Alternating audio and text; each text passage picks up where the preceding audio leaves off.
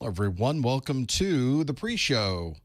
We are pre-showing, and in about 10 minutes, we'll be real showing the 220-1002 A+ study group. As I adjust my headphones, get the right volumes there. Let's pop the chat out so we can see the chat a little better. Hello, chat. Hello, chat room. I see Mississippi and Florida is already checking in here in the Southeast United States. There we go. That looks good. Maybe make the chat a little bit bigger on my side. We've got all the cameras ready. Everything looks good up here. Recordings are going down here. See the Cylons are going. Recording is going here. Recording is going online.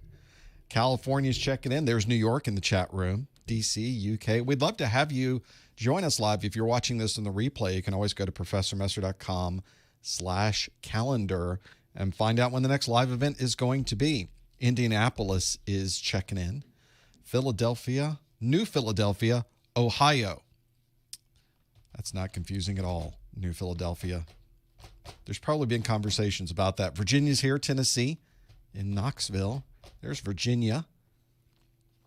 William in the chat room. Pastors 1001 yesterday. Congratulations. Well done. That's got to feel good, right? Well, you're at the right place because now we'll do 1002. I'm assuming you haven't done the 1002 yet, so this will be a good study today. We're going to start in about 9 minutes. 8 minutes, actually. Bristol, UK is here, which is different than Bristol, Florida, I'm guessing. I got kinfolk in Bristol, Florida, or that were from Bristol, Florida, but not from Bristol, UK, although I don't know. Maybe they were. All goes back there. London, UK is here as well. New Zealand, well, good morning. Is this really live? One has to wonder if this is really live. Vicky Ann in the chat room who has asked that. Michigan is here. India, welcome. Manchester, a lot of UK checking in today. Welcome. Kentucky is here. North Carolina. Hola, Tim. ¿Cómo está? We got a lot to go through with the A+ study group content today. We've got all Q&A in the first hour, and then I'm turning it around the second hour, and you can ask me questions. So there's questions in both directions we get to do today. There's India, Nigeria, Georgia, I'm assuming the one in the U.S., Virginia, New Jersey, Arizona. There's Erie, PA, welcome. Utah's here. Hello, Virginia again. A lot of Virginia, a lot of outside the United States today. We thank you for being here. I've got all new questions. You've never seen these, well, except for the first question, which is always our rewind question. All of the other questions are brand new. I wrote them last week, posted them online. They've been sitting there and properly aging for the last week or so.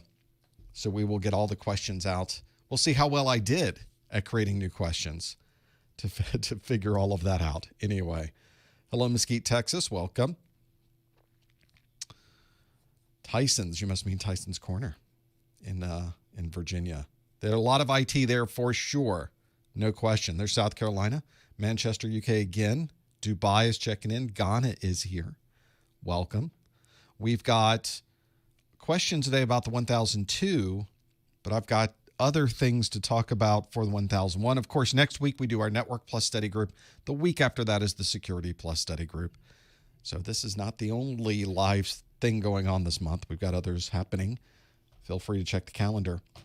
You know when that's going to be. There's Baltimore in the Maryland. Chesapeake, Virginia, welcome. Also India, welcome. Algeria. Lots in the chat room. See how great it is to be here live. You get to chat with all these people from around the world in the live chat room, which you can find on YouTube or on my live stream page at professormesser.com/live. So you never know where you're going to find what's going on my website. There's Maine. Welcome. Athens, Greece. Tampa, Florida. I've been to a number of these places, and I've been to fewer, or I've not been to many more of them. There's, I need to make sure we get here. Okay. Let's get all the screens up that we need. I'd like to see the live stream on the other side. Can I do that? Can I not do that? Oh, I can. I just have to hit the right tab. There it is. And there's my notification that I'm doing a live stream Fortunately, I'm aware of this. There's always something that is always something that messes up whenever you're ready to do a live stream. There's always one thing that does not work the way it is supposed to. Sometimes it's a technical thing. For example, on Tuesday when we did a live stream, I have the streaming box. It's running OBS. It's just taking my stream and sending it out via 1080p to YouTube. Would not show an image. Give me just the test bars. So that was my thing on Tuesday. It took a lot to fix that, to let you know how to fix OBS when it is showing bars saying no video. And the way you fix it is you turn it off and you turn it back on again. And that fixed it. I don't know. That's all it is. That's how it works. For details about joining us in Socrative, you can find that at professormesser.com/live. If you have the app and it's asking you for a room name, the room name is Professor Messer, all one word, ProfessorMesser. We'll talk about that in a moment, too, once we get this thing started. There's Charlotte, there's California, there's Atlanta, there's Breckenridge. A lot going on. Manchester. Today, I also had a problem starting this thing up. But the problem was me. But I've gotten over that. We're good now. Whenever it's the human problem, that's the most difficult one to overcome. And today it was the human problem. But now we're fine. Now things are better. So as long as that is in the right place, we'll be able to get through this. Hello, Orlando and Bronx, New York. Hello, Pittsburgh, CA. What is the deal today with the names that are not where I'm expecting them to be? Lansing, Michigan, Tacoma, Washington, way up north. Puerto Rico, there's Puerto Rico. We got at least a broad range of temperatures today, if nothing else, in the chat room.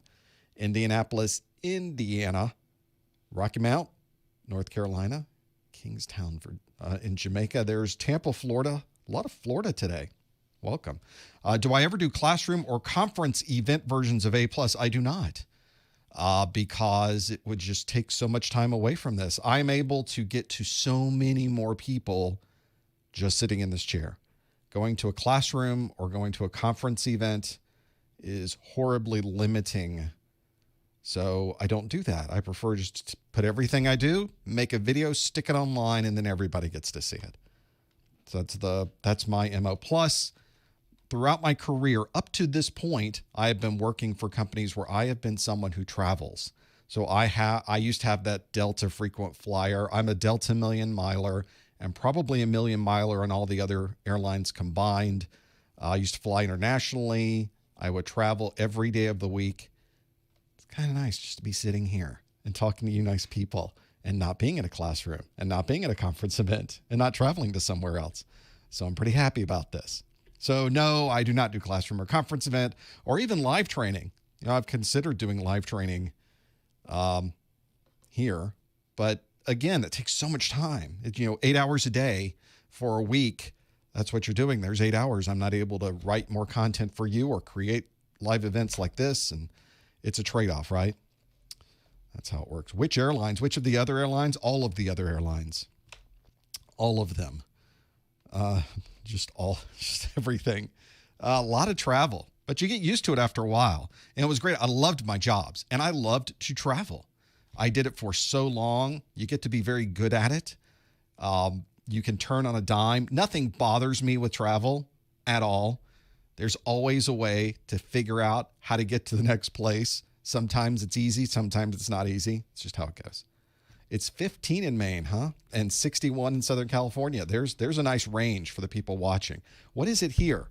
Here at the headquarters, here in Florida, right now, we are at a balmy 66. 66. What jobs I do for all that traveling? Mostly systems engineering for technology companies. Usually pre-sales, running evaluations, showing people how cool these products were, that kind of thing. And that would just take you everywhere. Some of it was more of speaking, was company spokesperson, marketing management, marketing direction, that kind of thing. So it was a lot of fun. But now we get to have fun. Let's do a study group, everybody. Here we go. Hello, everyone. Welcome to the December 2019 Professor Messer 220-1002 A+ study group. This is the second A+ study group we do of the week. If you were here 2 days ago, we did the 1001 questions. Today, we are doing questions all from the 220-1002 exam objectives. Thank you for being here. We've been chatting in the chat room here in the pre-show. Usually I turn the camera on about 10 minutes beforehand, make sure everything's working, make sure everybody's here. And it sounds like there are people joining us from all over the world to go through questions and answers about everything related to A+. I'm going to ask you questions today, and the way that you'll be able to answer these questions is by either popping open a new browser window and typing in professormesser.com/QA.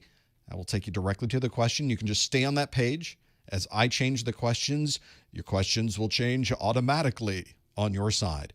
There's also an app you can get for your mobile device. This is called the Socrative Student app. That's the one you want, Socrative Student app. It will ask you for a room name. The room name is Professor Messer, all one word. Make sure that you have PROFESSORMESSER. So if you don't spell it right, then you won't be able to see the question that is waiting for you. And there is indeed a question waiting for you right now in the chat room. Here's the question as I bring it up to show you and click the button. We call this, by the way, our study group rewind question. The rewind question is a question from last week. And the question asks, an IT manager is planning to purchase a new application, but he needs the licensing details for the software. Which of the following would provide this information? Would it be FOSS, DRM, EULA, source code, or PCI DSS? You'll see there are options on the screen. You can lock those in, and you can see some people have already locked in their answers. For the rewind question, I usually will put those questions up. You can see them like this. While you're locking in your question, I'll remind you that we have one of these study groups every month. Of course, every single one of my training videos is available for you to watch for free online. Every minute of every video. There's no registration. There's no paywall. There's nothing you have to do to be able to gain access to those. They're all on YouTube. They're all on my website. And you can, of course, find out about those at professormesser.com/YouTube. There's also daily pop quiz question at professormesser.com/Twitter. You'll notice, by the way, there's also a new study group question every day on Instagram. I should probably bring that up and let you see the Instagram question. If I can type things in on my side, you will be able to see that. I'll do one from a couple of days ago so you can see what it's like. There's the live Instagram view of my A+ pop quiz question. So it will give you the question. It will give you the possible answers. You know, on Instagram, you can swipe to the side and a new picture will come up. You swipe and you'll be able to see the answer. I don't want to give the answer away on this one. If you're doing this online on your desktop, there's a little arrow that you click and you can move to the next one, or you can move your mouse across it. You can drag it across that as well, and it will move to the next view of that. So you can find those anywhere on the Instagram. You can also get them on Twitter. You can get them on email. There's lots of ways you can do it. You can find all of that at Professor Messer website. Well, you know, the holidays are here. People are usually buying things online. And one way that you can help support what we're doing here at Messer Studios is to click on our Amazon link. You go to professormesser.com/Amazon. You pay exactly the same amount of money that you are going to pay, the low prices at Amazon, but they send us a little bit of a commission. So it's a way that you can help support what we're doing financially without actually paying us anything. That's crazy. You can find that at professormesser.com/Amazon. I mentioned today we're going to talk about the A+ exams, specifically the 220-1002. These exams were released on January 15th of this year. So they're relatively new because CompTIA usually keeps these things around about 3 years, technically about 3.5 years. So you should be able to take this same exam, 19, 20, 21, really the kind of the end of 2021, that time frame. Or 2022, because they released it this year. So you've got plenty of time to be able to study for your 1002 exam. This is an exam for the 1002 that you need to pass with a 700 score on a range from 100 to 900. Unfortunately, we don't know much more about the grading process than that. If you're someone who was studying for the previous version of these exams, one of the things you may want to look at is professormesser.com/objectives, which not only will take you to the website for CompTIA, there's a link there so you can download the official exam objectives, but I went through the 901 and the 902 exam objectives. I compared them to the current version and highlighted all of the differences. So that's another thing that might help you. If you are someone who was studying the old version and you're wondering what's new, that will certainly tell you. And it's about 20% of the content is new. So that's a pretty significant number.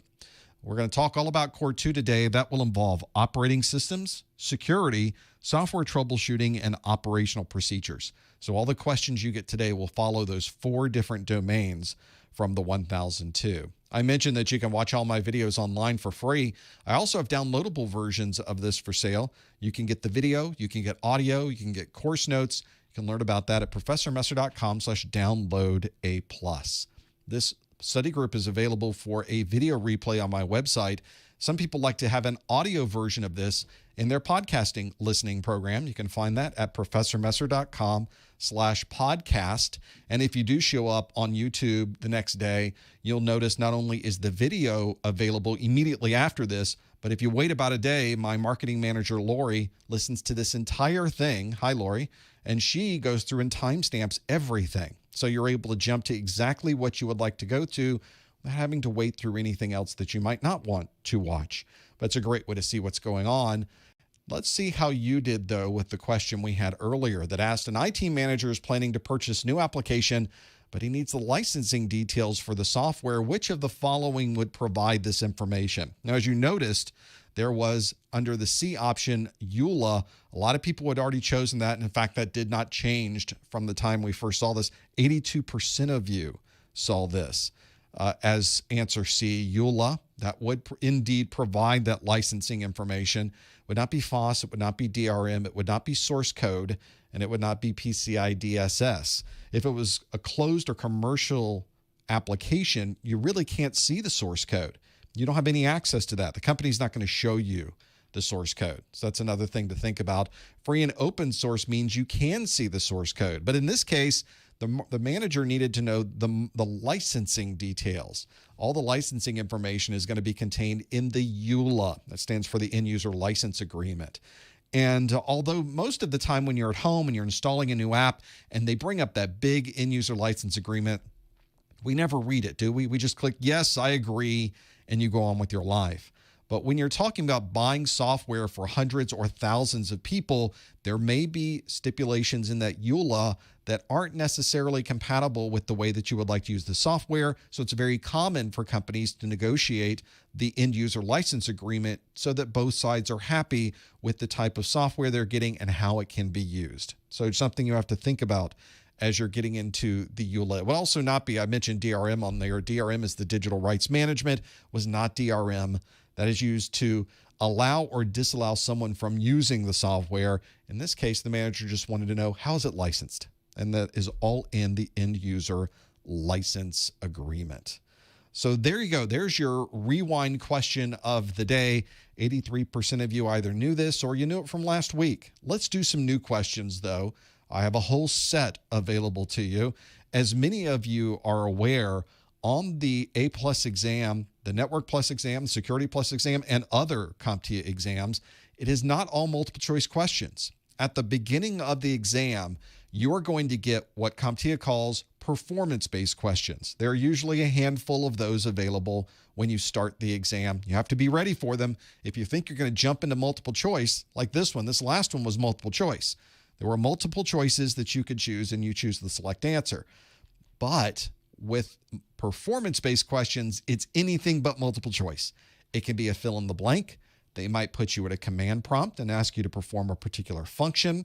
You may be asked to drag and drop or select things from a menu. You may be asked to perform a function in a Windows desktop.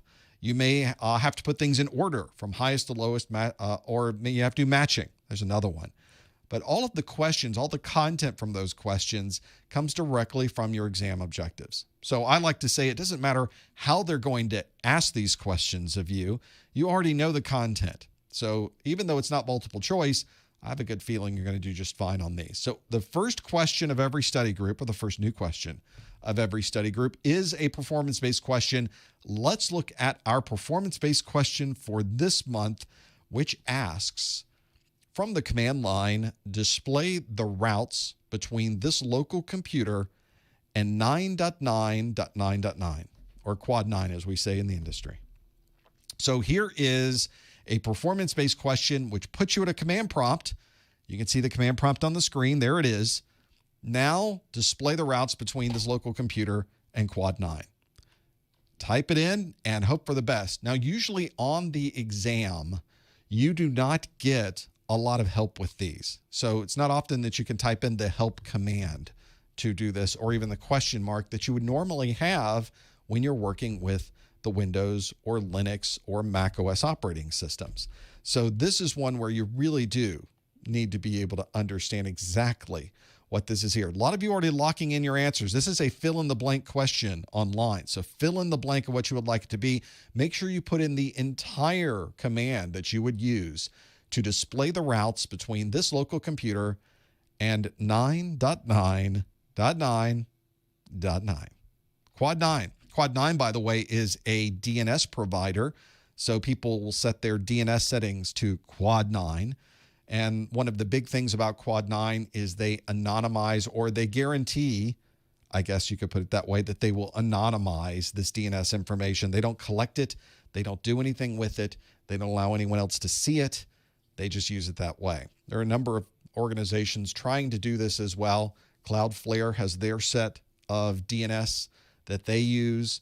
And of course, there are a number of standards for DNS that we're trying to make more secure. DNS over HTTPS would be nice. Secure DNS, but it's not quite there yet. They're still working on it. There's some interesting things going on with secure DNS right now. Let's see what I would type in to be able to display the routes between this local computer and Quad 9. The answer is, here it is, trace route. Trace RT specifically 9.9.9.9. So I'm going to be a wee bit pedantic on this particular answer because a number of you typed in exactly this, trace RT 9.9.9.9. And you got it absolutely correct. That is the right answer. Some of you chose ping as the correct one. It's not ping because ping will not show you all of these routes that it lists out between your device and Quad 9. So that's not going to work. The other thing that is not going to work, and some of you did catch yourself on this one, you typed in trace route, the entire word, trace route 9.9.9.9. But as you'll notice, the command prompt that you got, it was very specific to show you that this was the Windows command prompt right here, Microsoft Windows version 10. And you can see there is the command prompt there. You type this in. If you were to type trace route, R-O-U-T-E at the end, 9.9.9.9 would not work, would it? Trace route is not a Windows command. So I might say, well, you're not completely wrong, but maybe I'll give you half credit. I don't know if CompTIA will give you credit at all in that scenario, because if you were to type that in, it would probably give you an error. Fortunately, on these types of questions, you can keep typing things until it works. So that is good that you're able to go through this. This is one of those commands you have to know for your exam. So make sure, if you're not familiar with those network-related troubleshooting commands, they are all listed in your exam objectives. Make sure you're familiar with them. That's a very common one for trace route. If you ever want to know exactly how to get from one side of the network to the other, it's trace route that's going to do it. Trace route, a very useful one to be able to do that as well. So make sure you're familiar with these commands. You've used these commands. Try them at the command prompt. Try it yourself. Open up a Windows command prompt. Type in traceRT 9.9.9.9 and see what you get. When you go along with my videos, I demonstrate them for you, and I demonstrate them using the same IP addresses that you would be able to use. So that's a good lab for you, is to go through those videos and be able to try that out yourself. So hopefully that's something you can do as you're going through this. There was your performance-based question of the day. So we know that ping would not work. In the chat room, some people said, well, I put route. Wouldn't that show me what it is? It would only show you the routes that your local machine knows. For instance, it knows all of the next hops to get to where it needs to go. So using the route print command, for example, in Windows, would show you the first step it would take to get to 9.9.9.9, but it would not be able to show you what the other routes were past that, because the routing table that's local to your machine only tells you how to get to the next step. It's like stopping at the convenience store. How do I get to the next convenience store? Well, let me stop at that convenience store. How do I get to where I'm going? It only knows anything that's in its local area. So traceroute is absolutely the right answer to use. Let's do another question. Now we're done with performance-based questions, at least for the moment. Everybody can take a breath. The anxiety is over. And on your exam, you may want to jump over those questions. You do have that choice on the exam to go to any question at any time. So that may be a good strategy for you, which means you would immediately start with this. This question is a multiple choice question. And this multiple choice question asks, which of the following would be the best way to prevent tailgating? Which of the following would be the best way to prevent tailgating? Your possible answers are key fob, biometric reader, smart card, man trap, and USB lock. Key fob, biometric reader, smart card, man trap, and USB lock. Now, I think this one overlaps with perhaps one of the most recent either, I think, Security Plus pop quizzes I've done. So if you follow me on Instagram or you've seen this pop up on Twitter, you may already know this one. This may be a gimme. It's always nice to have a gimme question, but we'll of course go through all 5 of these to see is it really as gimme as it sounds, as it could possibly be. If you think you know the answer, please don't answer in the chat room. You want to go to ProfessorMesser.com/QA and answer online. Lock in your answers right there. You'll be able to figure out what these things happen to be. So go to ProfessorMesser.com/QA. What's that QA for anyway? So we got to figure what that thing is. We'll figure it all out as these things go through. This is something you will use in your career, I'm almost certain. We talked earlier in the chat room about how a lot of the things that I did in my career was constantly travel. I was doing tons of travel. And so I would go to a lot of companies, and every company I went to had ways to prevent tailgating. Every single one of them. And we'll talk about one of the ways to do that with these possible answers. Lock in your answer. Please no Googling. Stop Googling. Don't do that. We're going to pretend that we are waiting here for the exam. We don't have any tools available to us. It is not an open book exam. I got that question this week. Hey, are these exams from CompTIA, are they open book? Nope, they are not open book. You have to know this cold. You do not have Google available to you. So memorizing this will certainly help you as you get into the details of this. I think it might help you as well, working through some of these anyway. Let's see how we did with this question. The question was, which of the following would be the best way to prevent tailgating? And how did we do? Well, 75% of you say, well, you'd use a man trap, of course. That's what you would do. 18% said, no, use a biometric reader. That's the good way to prevent tailgating. And then a tie for third, a 3-way tie for third between a key fob, a smart card, and a USB lock. Now, I will say all 5 of these are listed in your CompTIA exam objectives. So make sure that if you're looking at one of these and wondering, what's a key fob? What is a USB lock? What are these things?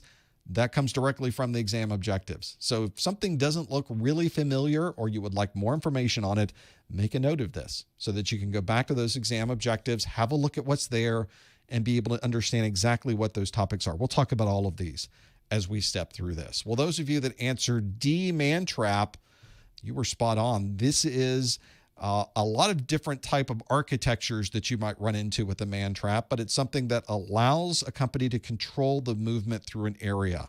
Sometimes you can only allow one person through a doorway at a time. Sometimes a very small man trap. One person can stand on it. The door closes behind, a door opens in the front, and you can step through. It is one that is very useful to also take an entire group. So there might be just a lobby area. The lobby area allows you to walk in. There's sometimes a window or someone at a desk, and they will check you in. They will make sure you're allowed in. And if you are, they will open the door and let that group of people in. So sometimes it's not just a single man trap. Is it a men trap? Is it a people trap? I don't know what you would call that at that point, but it's more than one person where that works that way. There are different kinds of man traps. Some of them, all the doors are locked. And if you unlock one door, all the others remain locked. Others are set up so that if one door opens, they're all unlocked until you open a door and then everything locks. So you never know what you might run into with the man trap. A lot of different options to able to work through those. Whenever I start going into a data center, there's almost always a man trap there. Here's a very common form of this. So you would badge in, the door opens, you badge in, you step inside, the door slides closed behind you and opens up in front of you. You can see there's even a keypad on the inside where you might have to talk to someone or put your badge in there and walk through.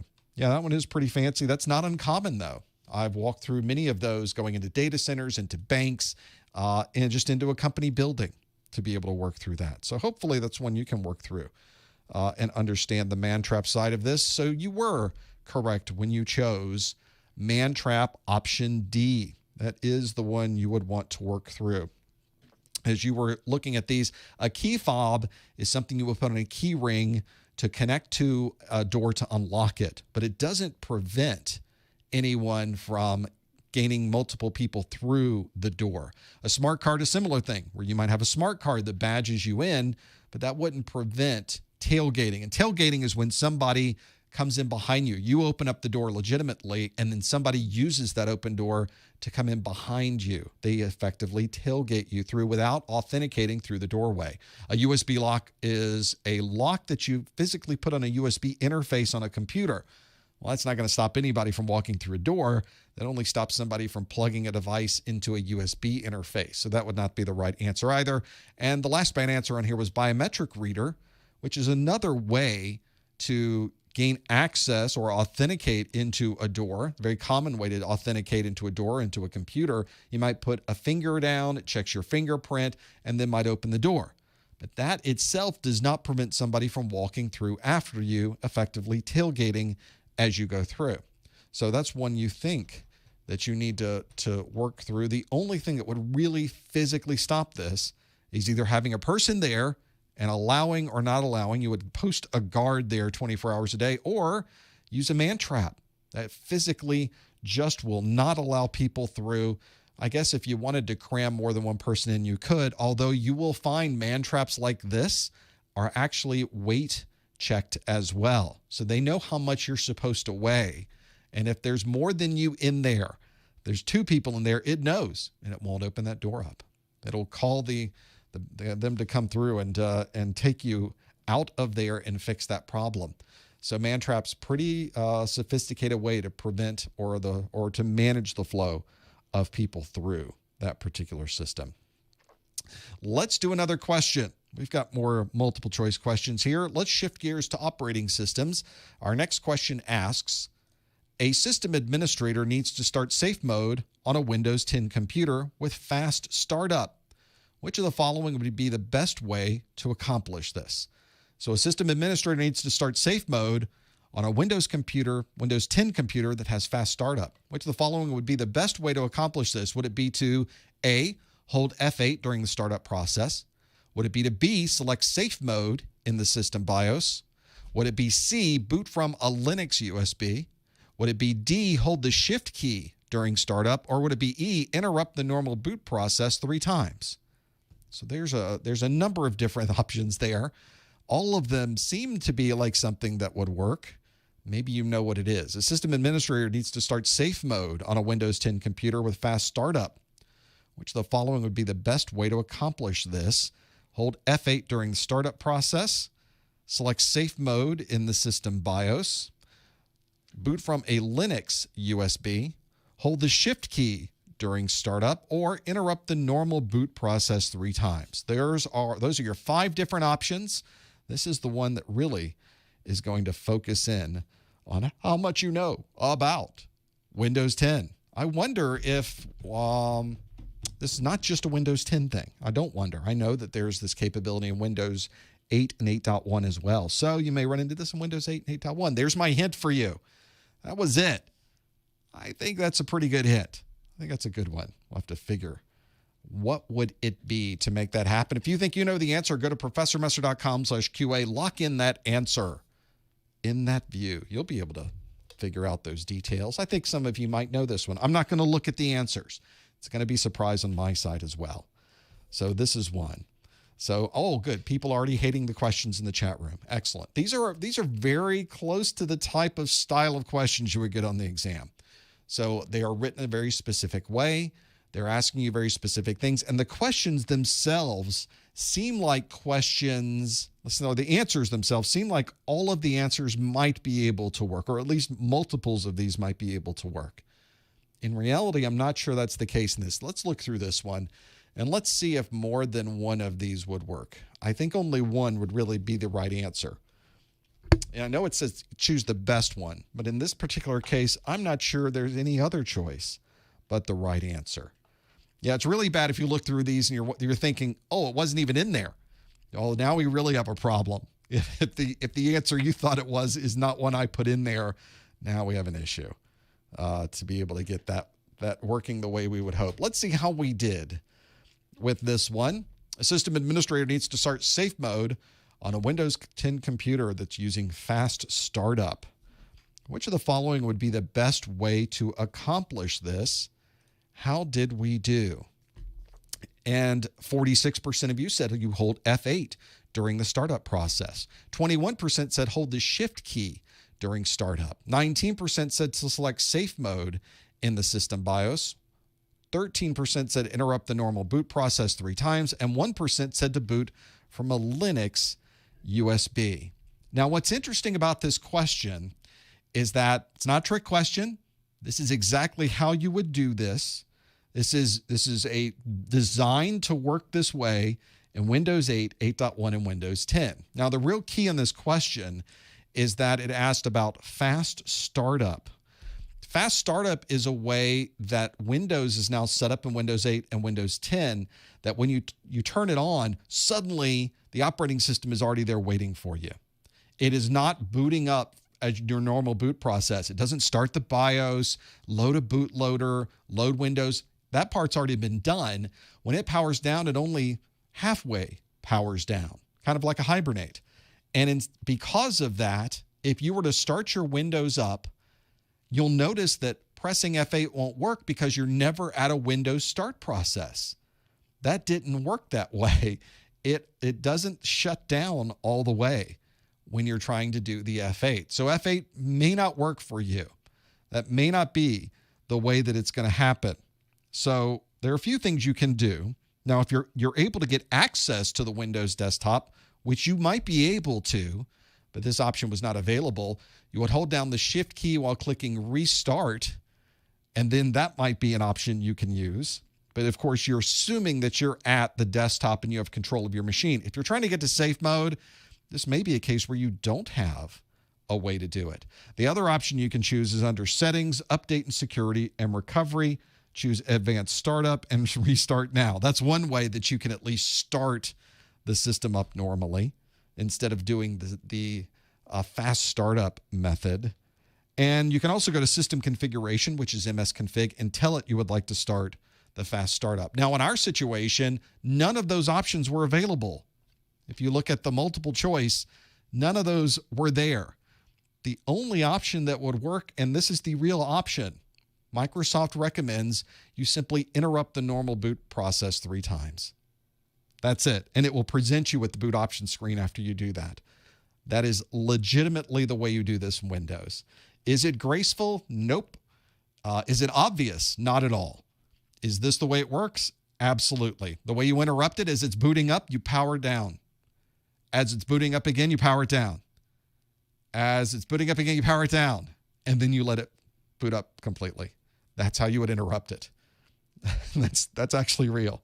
You pull the power plug in the middle of the boot process, then put it back in and boot it up again. That's how you would interrupt it. So there you go.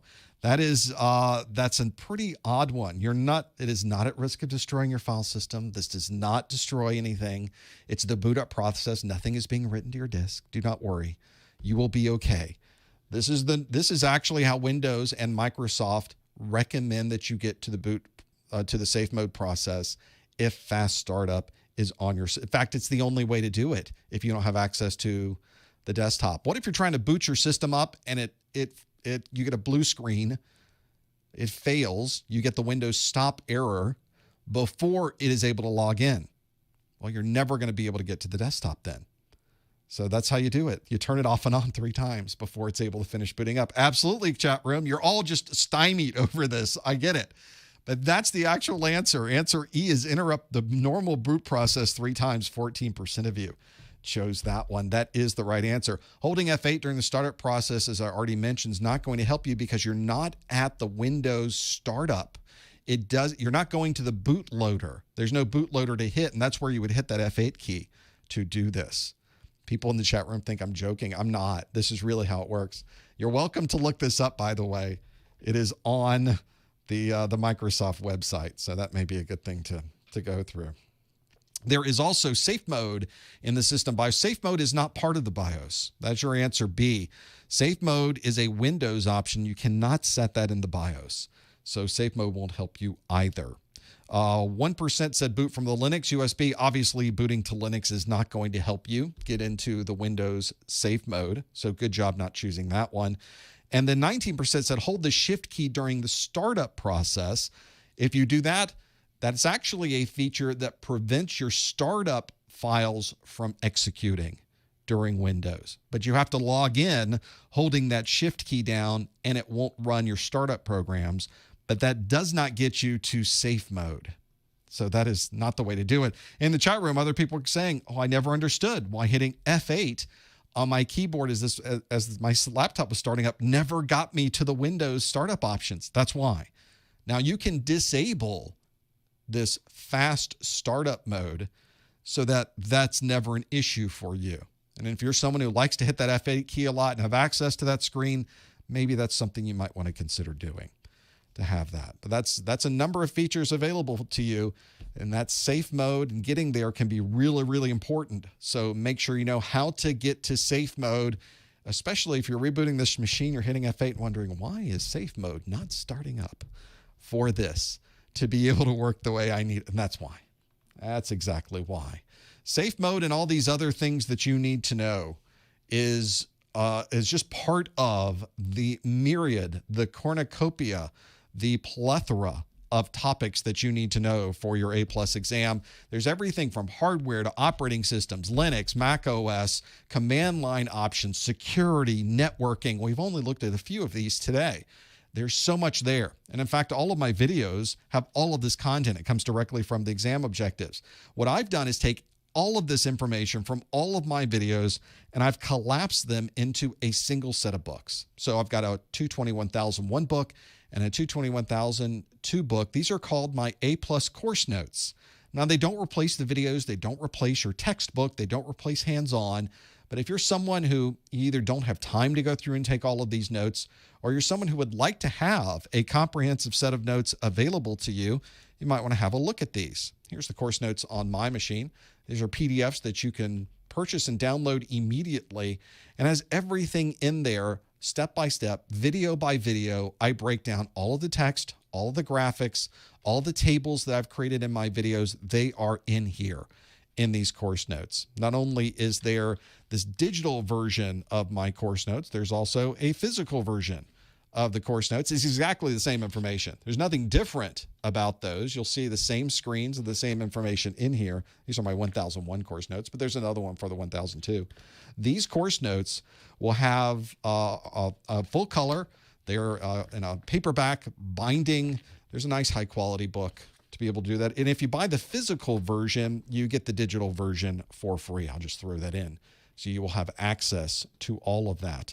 If you want any more information on that, you can find it at professormesser.com/1000 notes, 1000 notes to be able to find that, or simply go to the Professor Messer website. There are links right there at the top. You'll be able to find all of those. Hopefully that can help you too. And by the way, purchasing this also helps keep all of this craziness going on this side. So thank you for the folks that have already purchased these course notes. Some of you in the chat room say the course notes are great. They're well worth it. Love your notes. They help me with the 1001. Thank you, thank you, thank you for your support. Really does go a long way to keeping this whole thing going. So thank you so much. Let's do some more questions. I've got another multiple choice question for you. This question asks, which of the following are commonly required when restoring from a bare metal backup? Which of the following are commonly required when restoring from a bare metal backup? Is it A, a similarly configured hardware platform and image boot media? Is it B, an operating system installation media? Is it C, high-speed internet connectivity? Is it D, a duplicate set of RAID drives? Or is it E, installation media for the applications and application data? So we've got 5 different options to choose from there. Which of the following commonly required when restoring from a bare metal backup? Is it A, similarly configured hardware platform and boot image media? Is it B, operating system installation media? Is it C, high-speed internet connectivity? Is it D, a duplicate set of RAID drives? Or is it E, installation media for the applications and application data? Now, if you think you know the answer, go to professormesser.com/QA. This is one you do need to know. So folks in the chat room are saying, what's a bare metal backup? That's the question. That indeed is one of those things you have to know for the A+ exam. So this is one that is going to help you, I think, if you're ever in this situation too. We'll talk more about what that means. If you're not following the question, we'll talk more about what a bare metal backup is in a moment. There is 5 options though. So let's say you're on your exam, you're in the middle of the room, here's a topic that has come up in a question, and you're looking at this and saying, I'm not really sure what they're asking for. Now, if this happens, there's just no way that you know the answer. Just choose one. Just pick one. We don't know a lot about the scoring process for the A+ exam, but one thing we really do have a very solid expectation of is that CompTIA does not penalize you for guessing. So if you get a question wrong, you don't lose points that you might have previously gained somewhere else. That means that you can take a guess at this. If you get it wrong, no harm done. If you get it right, and in this case, you got a 20% chance of getting it right, you would get some free points. So always take a guess. Never leave a question blank on your CompTIA exam. There's my exam strategy tip for you is never, never, never leave a question blank. So make sure you're familiar with that. That is one of those things that you might run into on the exam. So make sure you're familiar with this on the exam. Now, for those of you in the chat room, I will mention if you've taken one of these exams before, you signed a candidate agreement, which also means you can't tell anyone else about anything about the exam. So make sure as you're putting things into the chat room, you keep that in mind. You can't tell anyone, I got it this question, I did not get that question. According to CompTIA, you can't say anything like that. So we're going to keep it on the up and up and make sure that we're we stay with our candidate agreement in the chat room. Let's see how we did with this one. Which of the following are commonly required when restoring from a bare metal backup? How did we do? 52% of us say that it's a similarly configured hardware platform and image boot media. So just over the minimum there. Or at least we've got just over the majority answered there. 22% though said operating system installation media. It's another option to have there. 12% of you said installation media for the applications and application data. You've also got other folks that have said 8% a duplicate set of RAID drives, and 4% said high-speed internet connectivity. So a bare metal backup. So folks in the chat room are wondering, what in the world are we talking about when we say a bare metal backup? It's where we effectively just have a raw computer sitting in front of us that has no operating system on it, no data of any kind, but we have all the hardware. We have all the bare metal that we need to get this system running. That bare metal machine then needs an operating system to run. It needs applications. It needs application data. It needs configurations. It needs everything. And one of the easiest ways and one of the best strategies for using a system and needing to recover from a bare metal system would be to have an image. Because if you've taken an image of a computer, you have everything in that image. You have the operating system, you have the applications, you have application data, you've got all the registry settings, you've got everything there. You're effectively taking a photocopy. You're taking an exact duplicate of that system and saving it off to be able to use that exact duplicate later. This is great to be able to use because now, if you need to recover this system, you can simply say, recover everything on that image, and it effectively makes the new computing system again, takes all of that data, puts on all of the operating system, puts on all the applications, puts on everything that was on that system when you took the image to begin with. It is an exact copy, an exact duplicate of what's there. So this is different, by the way, than a file level backup, which would simply copy individual files to backup media. These individual files may or may not contain operating system files. It may not contain all the system files that was there. You may have to first install an operating system and then copy over all of your file level backup. It would depend on how the file level backup was done to begin with and being able to work through those. So let's see what our answer was. Everybody in the chat room is champing at the bit, wondering, okay, what was the answer again? We haven't talked about it.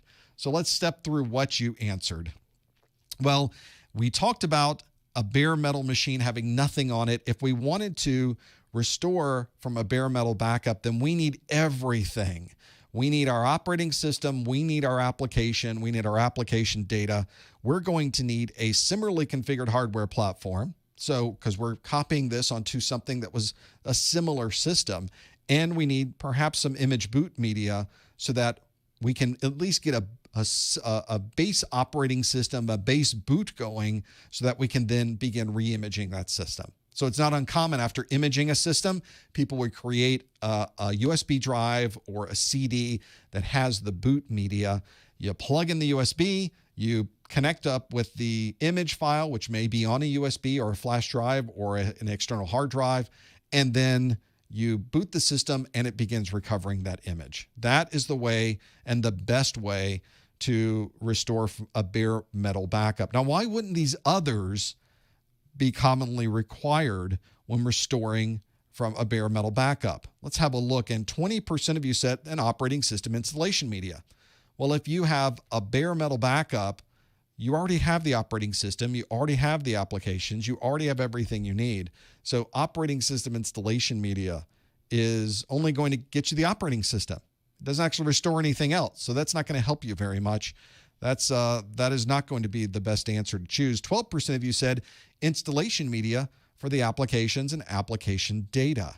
Well, again, that's another situation where if all you have is the application data, you still don't have the operating system. And you've got a bare metal machine with nothing on it. You're going to first at least need an operating system. So answer A would cover 100% of what you needed. Answer B would only cover the operating system. Answer E would only cover the apps. So that's not going to help. B and E aren't going to help you very much if that's all you have. 8% said a duplicate set of RAID drives. Fortunately, you won't need that. It's not incredibly common to have duplicate RAID arrays running, but that's certainly something you would find. But if you have a RAID array, that probably is something different than restoring the bare metal backup of that system. And then lastly, 4% said high-speed internet connectivity. You're not going to need any internet connectivity to get this system restored. You're really talking about the local backup and the local restore of that system. This is what you would want to choose from. Obviously, you can only choose one of these. And the best way to do it is to get a similarly configured hardware system. Let's say that lightning struck and our entire system blew up. There's no motherboard. The drives don't work anymore. We need to get a new computer in. And as you're aware, Windows can be a little bit finicky if you're restoring to a system that is remarkably different in hardware functionality. But Windows does a pretty good job as long as you're relatively close. In fact, Windows does a pretty good job even if you're not close sometimes. So get a system that's similarly configured. Maybe it has the same amount of storage space and the same amount of memory in that system. And then you need the boot image for your image. So the image software will load. You've got your image set aside, and that's where you would restore from a bare image system. If you're someone who has computers at home, this is a great way to back up, by the way. Just back up the entire computer onto an image. Let's say the next day your system gets hit with crypto malware. You suddenly have ransomware in your system. You don't have access to anything. That's okay. Got the whole image right here. I'm going to delete that machine, what's on that machine, and we're going to restore from the image. And now it's back to the way it was yesterday. Very easy way to do it. Some of these imaging softwares also allow you to restore individual files, which is great. You've got an entire image of a system. I just deleted a major presentation. That's okay. Let me go into my image and just drag across that single presentation and drop it onto my system. So very nice to be able to have that there. Hopefully that's something you can think about as you go through strategies with backups and restores. And if you're working in an enterprise, that will be a very common strategy for being able to keep your data safe. Let's do another question. We've got some time. So let's do another multiple choice question. This question asks, which of the following would be the best way to collect CPU utilization information in Windows for a 24-hour period? Would I use Event Viewer, Task Manager, Local Security Policy, Performance Monitor, or Services?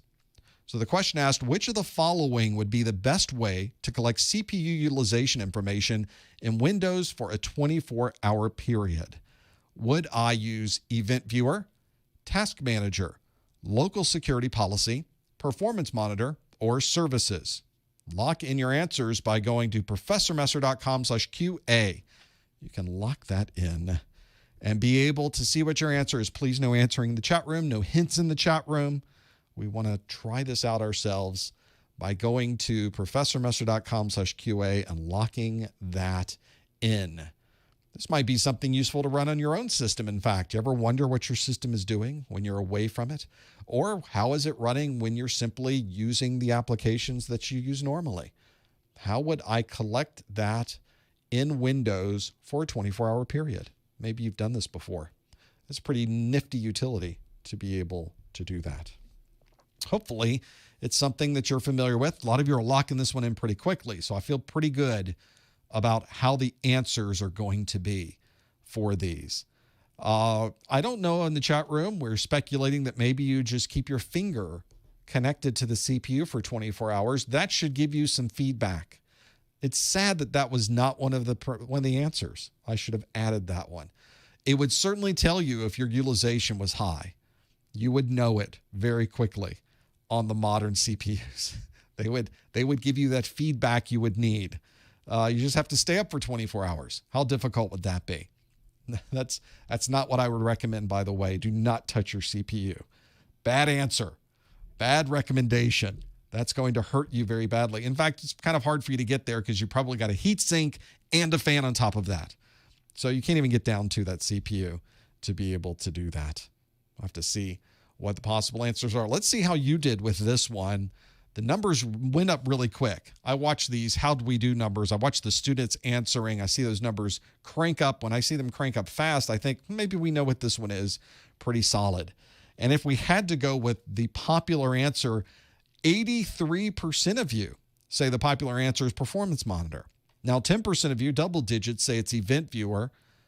4% say Task Manager, and a tie for fourth at 1% apiece with Local Security Policy and Services.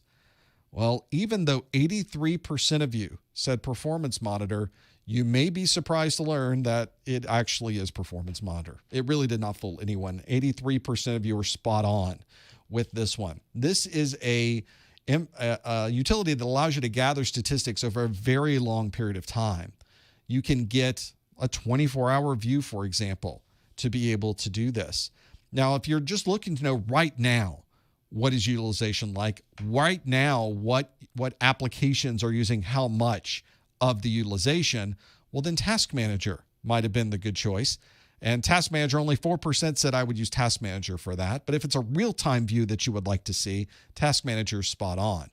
But we're talking about a longer-term view, a view where you wanted to get over an entire day this type of metric. And in fact, if someone's having a chronic problem and you want to be able to measure disk utilization, memory utilization, storage I/O, CPU information, and you would not only like to gather those metrics, you would want to be able to receive a notification if these exceed a particular value. So you can set alerts and you can automate actions within Performance Monitor so that when something happens, maybe it sends you a text message, maybe it sends you an email, maybe you can see exactly what's going on with those. There are also a number of built-in reports, so you can collect this information over time and then create a report that shows the results of what you collected there. This information can be saved to disk. You can then restore it at some other time to see what happened. So if something like that occurs, you will know what's going on with that. It kind of helps to be able to have this information at a glance. You can't be standing over someone's computer the entire time. There's no way you can have a monitor of some kind, put a thermostat in the computer for a 24-hour period, track it. We have all these sensors inside of your computer already. Why not track it with the sensors that are built into this hardware? And being able to use Performance Monitor is a great way to do this. In fact, you can really gather so many different metrics. You can put them all on the same screen. You can monitor them all simultaneously, save all of this information to disk or a storage device all simultaneously. You can even store it to a network drive. Then you can go back to your desk and at some other time pull that file directly from the network drive and see what was going on. So plenty of ways to work with Performance Monitor. That was the right answer. If you answered D, Performance Monitor, that is the correct answer. So hopefully that can help you. We talked about why Event Viewer would not help you over that 24-hour period, although it does give you some interesting CPU stats. Task Manager is useful for knowing what's happening. We talked about Task Manager. Event Viewer is very useful for looking at all of the different events that are occurring on your computer. And believe me, there are hundreds and hundreds of events going by on your computer all the time. So another great way to see what's happening. Task Manager is that real-time view of stats. Local Security Policy can help you determine how your system should be configured from a security perspective, but it doesn't help you collect CPU utilization information.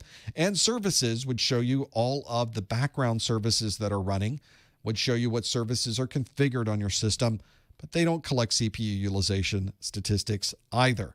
The best answer, the only answer, really, to collect this information over a 24-hour period, Performance Monitor. That would be the way to do it. So if you answered D, Performance Monitor, got that one absolutely correct. If you're watching this video for continuing education unit credit, you've already earned one of your CompTIA certifications, and you would like to be able to get an email from me that has been digitally signed that says you must have watched this video and therefore you earn 1 hour of webinar category CEU, you need to follow these instructions and make sure you follow the instructions because the instructions are part of earning the CEU. If you do this differently, it won't work. So what you want to do is go to the top or the bottom of the Professor Messer website. There's a Contact Us link on the page. Hit either one of those. It'll pop open a form for you. And in that form, put your name, your email address, and in the subject line, put that this is the December 2019 220-1002 A+ study group. And somewhere in the text of that message, you want to put the words Performance Monitor. We'll use that since 83% of you were spot on. Performance Monitor is the super secret code word of the month. Make sure it's very obvious. Please don't hide it in a whole conversation of things, but you're more than welcome to put whatever you would like into that text. I'm the one reading through these after all. So if you want to send me a message, you can do that. Of course, if you ever need to send me a message of any time, you can always go to the Contact Us link, sends it directly to me. I see it on my phone immediately when it pops up. That allows me to get back to you as quickly as possible. It usually takes me about a week to go through that process, but make sure you follow those instructions. You'll be able to send me that note, and I will easily be able to get this back to you. So make sure you do that. Our super secret code word, Performance Monitor. We have time for another question. Let's get another one in. This question, since we're talking Windows today, the question we have next is, a system administrator would like to encrypt a single folder in Windows 10 Pro. Which of these would provide this functionality? Would it be BitLocker, a Windows domain, SSO, explicit permissions, or EFS? Which one of these would it happen to be? Would it be BitLocker, Windows domain, SSO, explicit permissions, or EFS? System administrator wants to encrypt a single folder in Windows 10 Pro. Which of those are going to provide that functionality. If you think you know the answer, go to professormester.com/QA and lock in that answer. Please note answers in the chat room. Be able to do that. This is one, by the way, that you may run into. In fact, it adds a whole level of complexity to managing a Windows system, doesn't it? Because you have encryption on a Windows system, and now what happens if that person suddenly doesn't come to work again? So there's the challenge you're going to run into as a system administrator. Is encryption's fantastic. It's going to provide a level of security that you have if something is not encrypted. So it's a certain group of people can see this information, but what happens when that person suddenly is not here anymore? How do you get access to that? Well, it's a whole different set of questions. That's what you'll have to worry about when you get to Security Plus. We'll have our Security Plus study group in 2 weeks. You can come back for that. I don't know that we'll talk about encryption and how to manage those in 2 weeks, but that's one of those things you do need to know for your Security Plus exam. So make sure that you're thinking about these. As you're setting up encryption on your own system, you're setting up encryption at work, you're encrypting a single folder in Windows 10 Pro, you of course need to know how to do that, which is what this question is asking. But you also have to know how to recover if you suddenly find yourself without that person available to decrypt it. Always a challenge for the security professionals. I feel for you. That's one we used to go through all the time. Let's see how we did with this one. What would we use to provide this functionality? And if we click the button, 53% of us say it's EFS. 28% though say it's BitLocker. 14% said explicit permissions. And then really a tie for fourth. 3% say SSO and 2% say Windows domain. Well, in Windows, there are many different ways to encrypt data. So this is part of the challenge with this question is there are so many things to choose from. And in fact, in this question, I put at least 2 answers here that had to do with encryption. One of them was BitLocker and the other was EFS.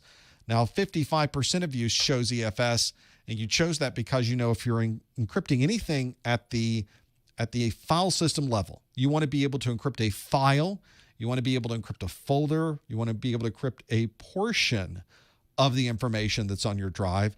EFS is built into the NT file system. So it's a very easy way to simply choose one individual thing and encrypt that particular piece of data. This is available in Windows 7 Professional, Enterprise, and Ultimate, Windows 8 and 8.1 Pro and Enterprise, and in Windows 10, it's available in the Pro, Enterprise, Education, and probably some other editions as well. Those are the main ones we have to know about. These, the ability to do this encryption is usually associated with the password and the username you are using. So this is the challenge you run into, that if you reset the password administratively, it now is a different password, and any files that were encrypted with that old password are no longer accessible. So there's your challenge, is having keys say, and there are ways in Windows in a domain configuration to properly set up EFS with not only the ability to keep that information private, but also give the administrator the ability to recover from that if they need to. So that is one that you will run into as a Windows administrator almost certainly, to be able to have that happen. If you did choose EFS, answer E, 54% of you chose EFS. That is the right answer. Now, why wouldn't it be BitLocker? BitLocker does tons of encryption. That's all BitLocker does. It's in the name, locker. That BitLocker is fantastic for encrypting. 26% of you said you would choose that. The question, though, asked very specifically that you would like to encrypt a single folder in Windows 10 Pro. BitLocker encrypts the entire drive, the entire volume. So it doesn't give you the choice to just encrypt a single folder. BitLocker is expecting you to encrypt every bit of data, the operating system, all of the application files, all of the application, everything that's on your drive is encrypted with BitLocker. That's why many organizations use that, because there's no question. If anybody gets a hold of your machine or gets a hold of your storage device, then you will know if BitLocker is going to protect you or not, because they'll just see garbage. They won't be able to see anything going on there. Why is it not explicit permissions? Well, here we're referring to the permissions that you would assign to a file in something like the NT operating or the NTFS file system under Windows.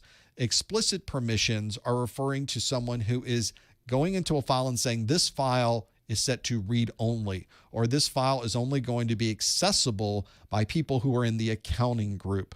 That does not, however, change how files are protected with encryption. So explicit permissions are only for allowing or disallowing access to that particular file. Windows domain is a centralized way of managing a Windows environment. And in fact, it can help you with your key and your decryption key management functionality, among many other things. But Windows domain itself would not be the mechanism you would use to encrypt a single folder in Windows 10 Pro. In fact, you can encrypt single folders in Windows 10 Pro if you're not even connected to a Windows domain. So that would not be our answer either. And SSO refers to a single sign-on. This is one of the functionalities that a Windows domain brings, for example, and there are other technologies that use single sign-on where you would come into your machine at the beginning of the day, you power it up, you put in your username and password, and then you'll notice you don't put in a username and password for the rest of the day. And that's because it's using a single sign-on functionality. That single sign-on technology means that it will keep your sign-on information in a form that you can then present to other resources on the network securely and still gain access to those without you constantly typing in your username and password, your username and password, your username and password. Now you can just type it in one time, a single sign-on, and you'll see SSO is the normal abbreviation for that. So if you chose E for EFS, you got the right answer. Well done with that. Plenty to go through for these. Well, one of the things that always tends to happen is we go through these questions very, very quickly on these. We've already gone through an hour of these questions, but we have more to come. Stick around because I'm going to turn this around and have you ask me questions in the after show, but we're already past the hour mark. I will tell you, though, that all the questions we got today came directly from the CompTIA exam objectives. If you are starting your studies, you're in the middle of your studies, hopefully not at the end of your studies, and you've not seen these objectives, you must download these immediately. They are a magnificent checklist. They will tell you everything you need to know for the exam. A very common question I get is, what do I really need to study? Which one of these topics should I really focus on? You should focus on everything that's in this list. Go to professormesser.com/objectives, and you'll be able to do that. Makes it easy to be able to have that information available. And if you know everything in these objectives, you're going to do just fine in your exam. Not a problem at all. People in the chat room are asking, how many times do we do one of these? When is the next one of these events? Where can I see more of these live events? We simply go to professormesser.com/calendar, which will tell you that our next A+ study group is next month on January the 7th and January the 9th. That is our 220-1001 and our 220-1002 study groups. Of course, this month here in December, next week is our Network Plus study group. The week after that is our Security Plus study group. So we still have more happening in December. We're not anywhere finished with doing things in 2019. We don't have to quite think of 2020 yet. But for those of you that need more A+, that's when the next one is. And of course, replays of all of my study groups. You can go all the way back to February for the 220-1001 and 220-1002 study groups. Well, can you believe an hour of this is gone already? But that's okay. We have an after show that we get to go through. I will talk to you about the after show in just a moment. Stick around for that. Make sure you follow us on Twitter.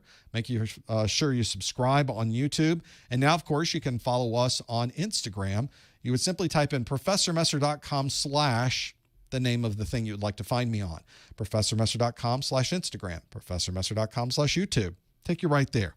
You'll be able to find out exactly where I happen to be. Don't forget about my course notes, which you can find at professormesser.com/1000notes, 1000 notes. And of course, don't forget about those Amazon links. Those really do help us a lot too. If you're buying on Amazon, make sure you visit professormesser.com/Amazon before you shop. Thanks for being here in this first hour and sticking around. We got more in the after show. Thanks for being here. We'll see you next time on the A+ Study Group. Well, I think I've got more to go through here. So let's turn this around, takes a little bit of time to turn the boat. So I'm going to connect up and get the after show call-in line set up. And as soon as I do that, I'll have you call in. And you can also ask questions in the chat room. So those of you that are in the chat room right now, I would be more than happy to take questions from you there as well. So there's no reason you would have to call me voice-wise on a phone over telephone lines. I know that's a bit antiquated for some of you. So I'm happy to take questions from the chat. We can do that as well. Right now, I will call in and see if I can type in the things that I'm supposed to type in so that you can call in to the same show. And we'll do that in just a moment. What I'm waiting is to see if this nice lady says welcome. Welcome. There she is. So because she said welcome, you are welcome to call me as well. You can call me at this number in the continental United States. You can call me at 855-785-RJ45. You can also call me west of the Rockies, 855-785-7545.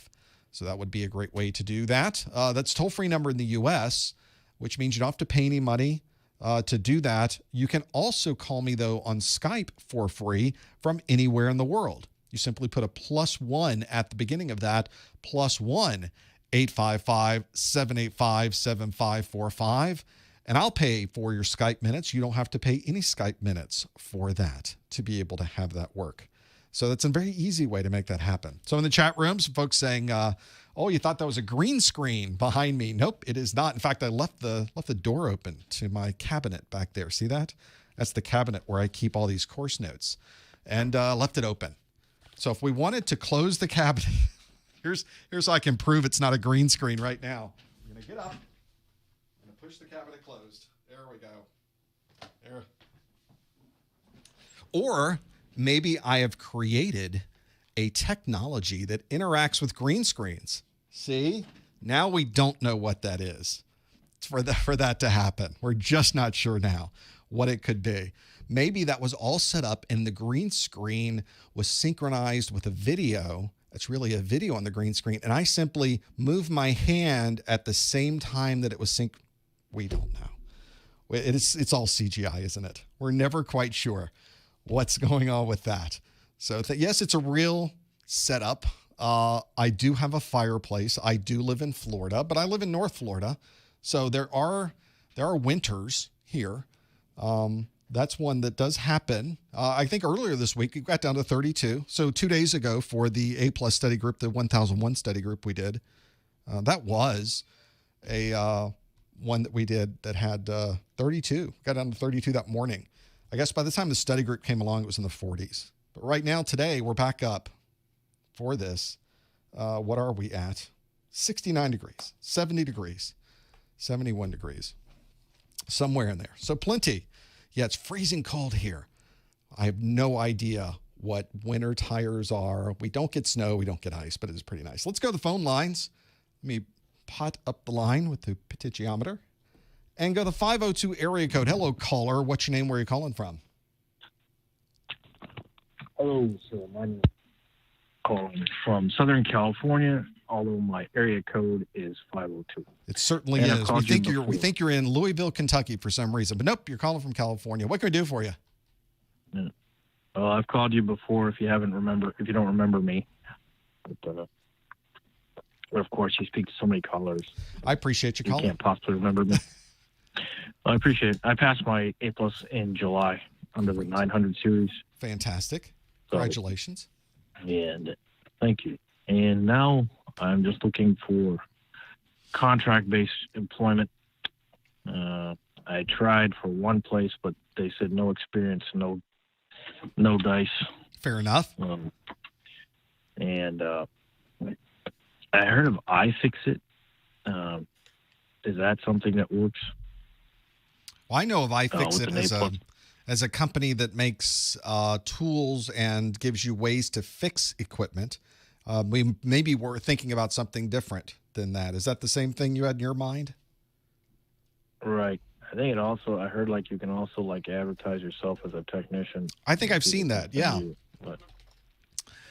But they also have a master technician exam, which is kind of supposedly like the A+, but it's a little harder. But and you got to know several different agreements. But where can you suggest that I apply for somebody like me, entry level, just certification? That obviously certification doesn't replace experience or hands-on practical know-how.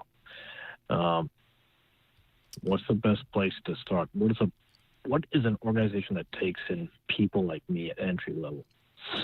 This is one where it's kind of that catch-22, where employers want somebody with experience, but if they're not hiring someone with experience, then you're not going to have anyone who has any experience. And that's incredibly frustrating when you're trying to get that foot in the door and get something you could put on your CV, on your resume, and show people that you actually have experience. Fortunately, there are companies out there that will hire people who do not have experience. And you made an excellent point, and one I would like to focus on, because people tend to lump experience, certification, and in some cases a formal degree, and compare them similarly, but they are not comparable to each other. They're not something you can swap one out for and swap another one in for. They all have their own distinct value, and they all have a certain set of different employers have a certain set of expectations that they would like to see from someone when they show up at the door. It sounds like you interviewed with somebody who would rather pay a little bit more to a person who was already experienced with that type of technology, but there are some companies that would gladly take you with no experience. They're just not going to pay you as much. That's the trade-off, of course, and we expect that. We know that's going to be the case. We're not going to be working for these companies forever, but getting somebody in the door. People in the chat room immediately gave the example, and a very common example, of Dell. Dell loves to hire field service people. They will take people who are entry level that don't have formal experience. It's usually a job where it's a support line. It's a first line of support. Sometimes it's a remote technician job where they're sending you a motherboard, and then you have to drive over to a business and install the motherboard in that system, which I've taken advantage of from Dell before. So I know they came to my home office and replaced a motherboard that was in my laptop with a person who had that field sales position. There are other things you can do, though, to get some experience on your resume. There are many people that you may know already who need some help with their computers.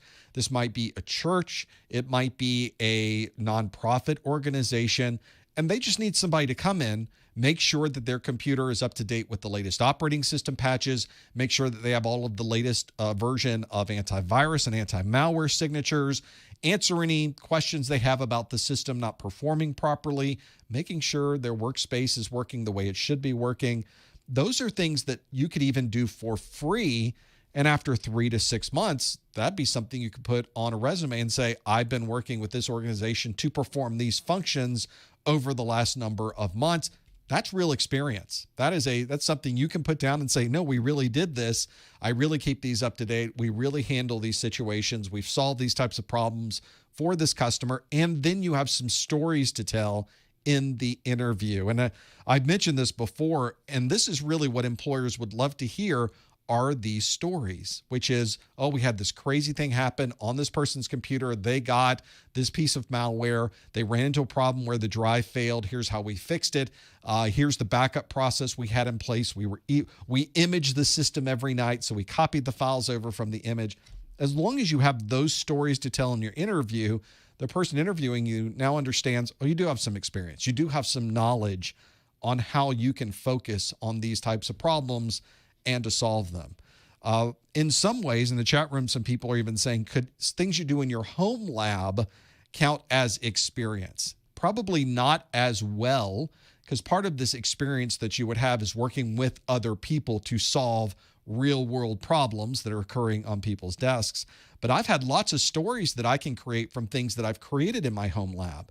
If I have built my own virtual server with multiple systems and set up firewalls and configured and watched people attacking my systems and put in a honeypot and created these reports, that's pretty real world. So it's another place where you'll have a set of stories that you can talk about during your interview. And it's not as great as having interaction with other people outside of your home lab, but at least it lets the person know that you're talking to. I have done some of these things. I'm really interested in this technology, and I implemented it at my home. We can implement it here as well. Most of the time, you're going to be interviewing for the very lowest level of positions. It'll be a help desk. It'll be a starter job where you are doing simple maintenance, or my first job was one where I was delivering printer cables, installing a printer on a desk, sometimes doing a memory upgrade, but that was about as advanced as I got. But it was something where it was me traveling around South Florida and doing this in people's offices. So there are jobs like that out there.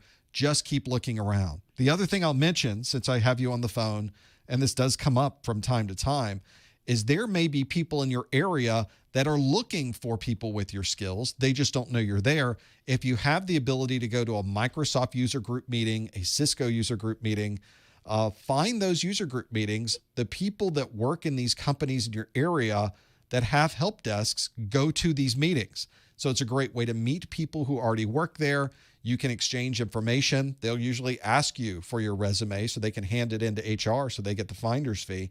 And that's a great way to not only meet those people and get maybe a little bit more information about what jobs may be available, but it also gives you the chance that when you go to that meeting, that interview where they're asking you about this, you can say, oh yeah, I know this person that I met at the Microsoft user group. And it's surprising how often that really, really helps you. Like, oh, you know that person? Okay, we know the same people. Let's continue on. It really does help you during that interview. Okay, so try Dell first.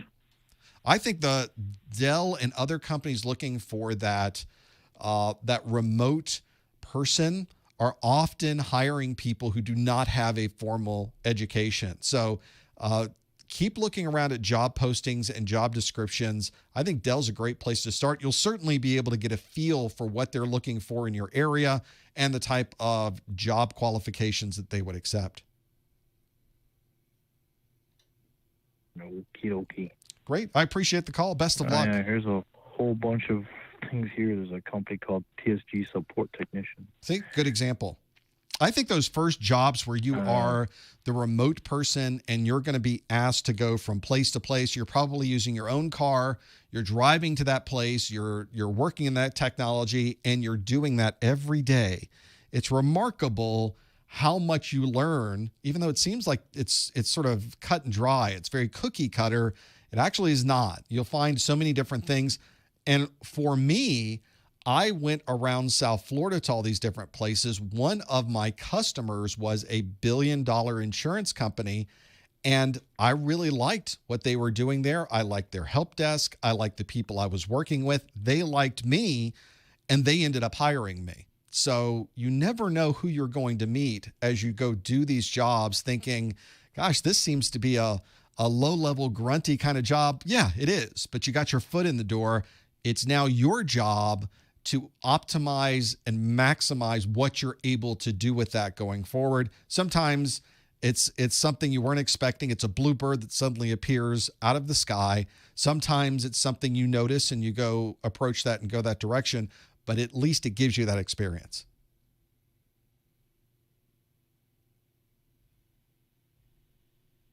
Mm-hmm. I have to agree. Could not agree more. Well, best of luck. I thank you for calling in. That's a challenge, I think, for most people, is finding that first job. And this is something I tell my kids who are now, they're finishing up, some of them finishing up their college career, they're getting their degree, and now they're trying to figure out what to do. And my answer to them is anything. You don't want to take a job working in the mailroom if you're not interested in working with the mail, but the equivalent version of that in technology is the help desk. That's kind of where you start. I would be surprised if most of the CEO or CIOs that you find, the chief information officers, I would be surprised if most of them did not start in the help desk. That's sort of where we begin with this technology. It's where we really cut our teeth and learn more about what's going on.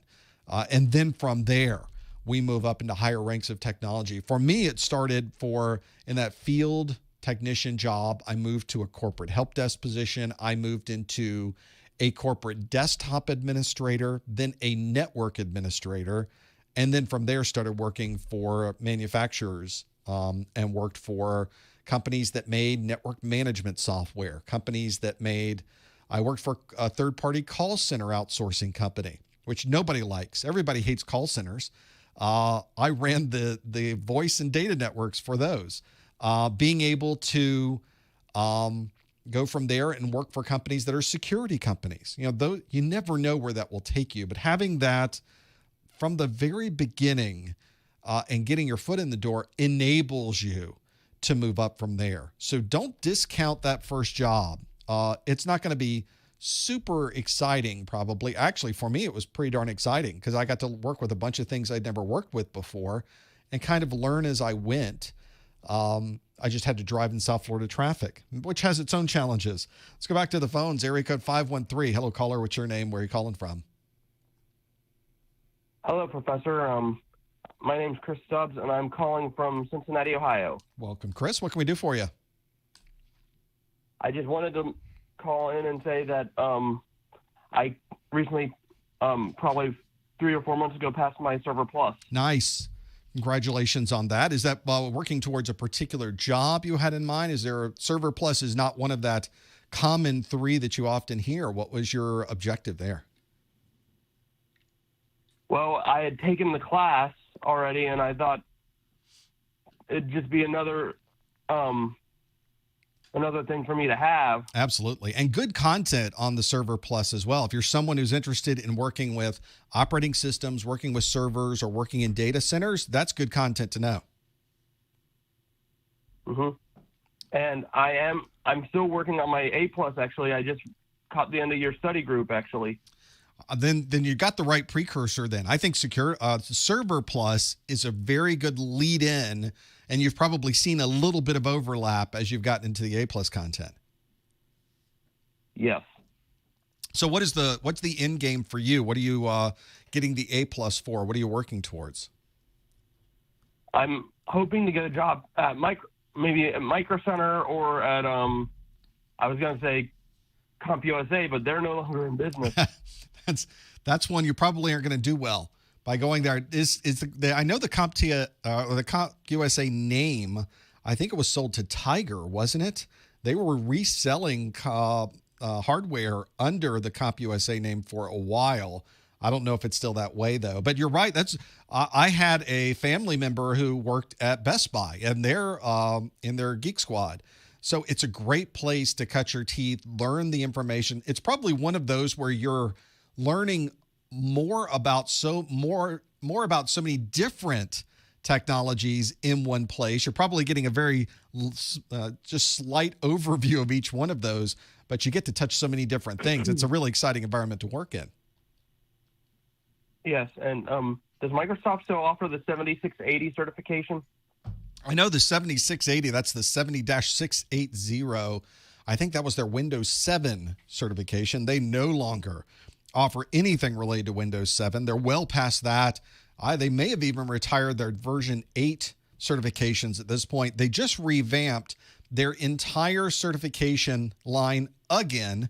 It's hard to keep up with this, but they brought back all of the older MCSE type names, which I think a lot of people were happy to see.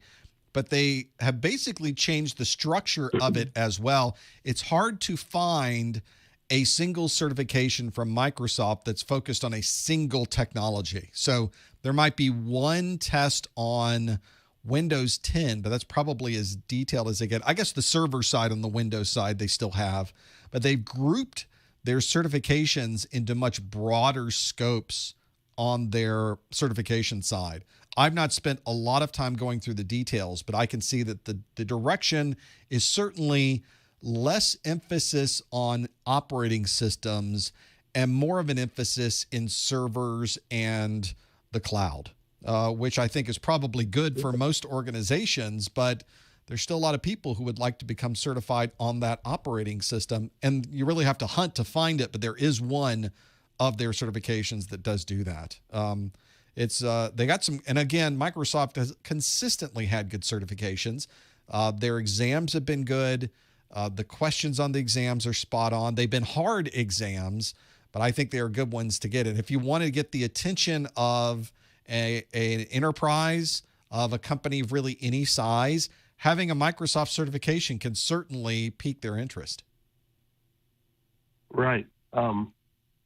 Do you think you would be able to do the MTA 98349 or any of the MTA certs on your channel? I'm constantly looking and trying to find what the next certification is going to be for me. I have a different sort of challenge on my side, is that I have to find something that is people want to be able to see, because people need to be able to view these things for this to be viable on my side. And it has to be something that maybe there's the competition is always an issue. If there are 20 places that you could go to watch this content, having me be the 21st may not be the best use of anyone's time. Or it may be that not a lot of people are doing it and I need to jump in. I usually keep a list of what my next certifications would be. There's other projects going on that I'm working on right now for A+ and Network+, but I always have this list, and it's always changing. I'm always moving things up and down in the list. If I was going to do one right now, it would be this certification.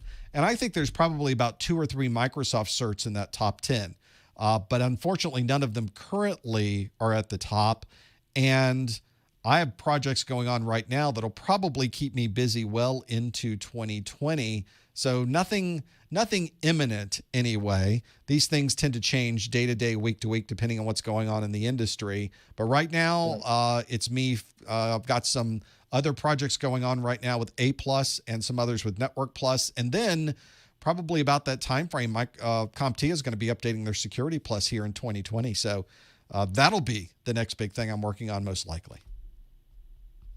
So that would be the SY0601 then? Whatever they call it next, I would imagine that's going to be the name of it. But I've not seen anything about it. But the time frames are about that point where they swap these things out about every 3 years. So I'm expecting to see something this year along those lines for Security Plus. Yes. And I noticed you had CCNA on your site, but where's the CCENT, the Cisco Certified Entry-Level Network Technician? The one that I have on my site now are course notes specifically for the CCENT. They're for the 100 or the 200 series.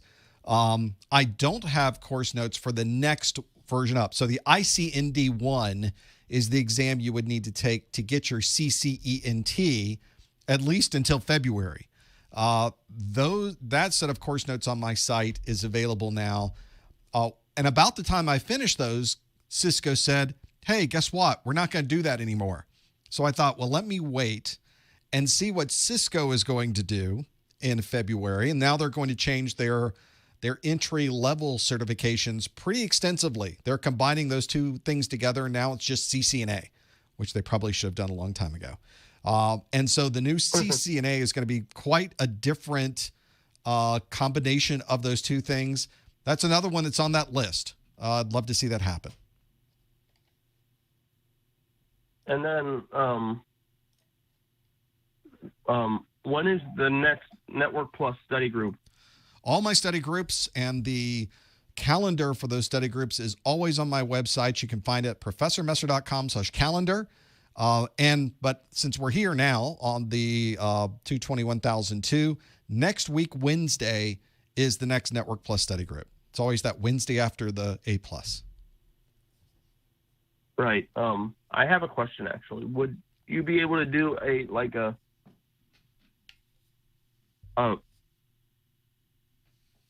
recap stream on on a Monday or something? Because I normally work.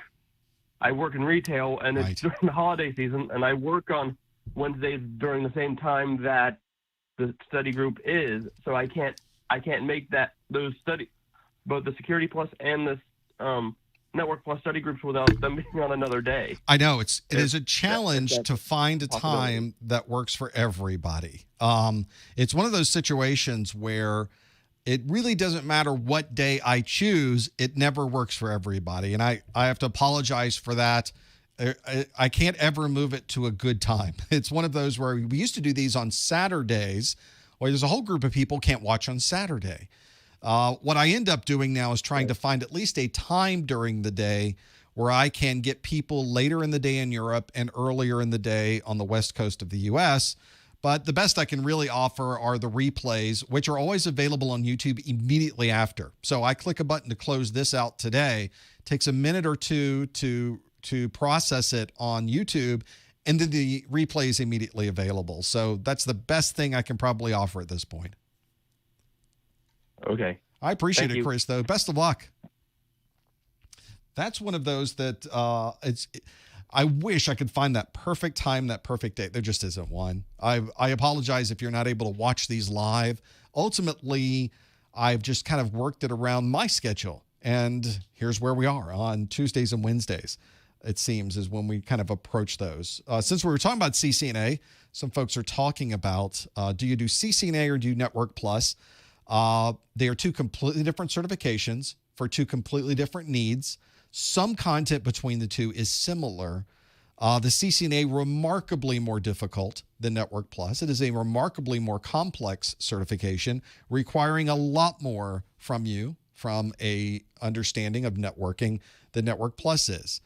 If anything, you could think of Network Plus as a precursor to some of the CCNA certifications, and then CCNA would be a good next step. Some people skip Network Plus if their goal is to be a network administrator. They want to manage switches. They want to manage routers. Maybe they skip over Network Plus. But if your job is to get a job in a help desk and you'll be taking first level calls for networking, then perhaps Network Plus is a better fit. It really depends on what an employer is looking for. So that would be my recommendation anyway. Back to the phones. Thanks for holding so long. 773 area code. What's your name? Where are you calling from? Joe from Chicago. Hey, Joe. What can we do for you? Always nice to watch your program.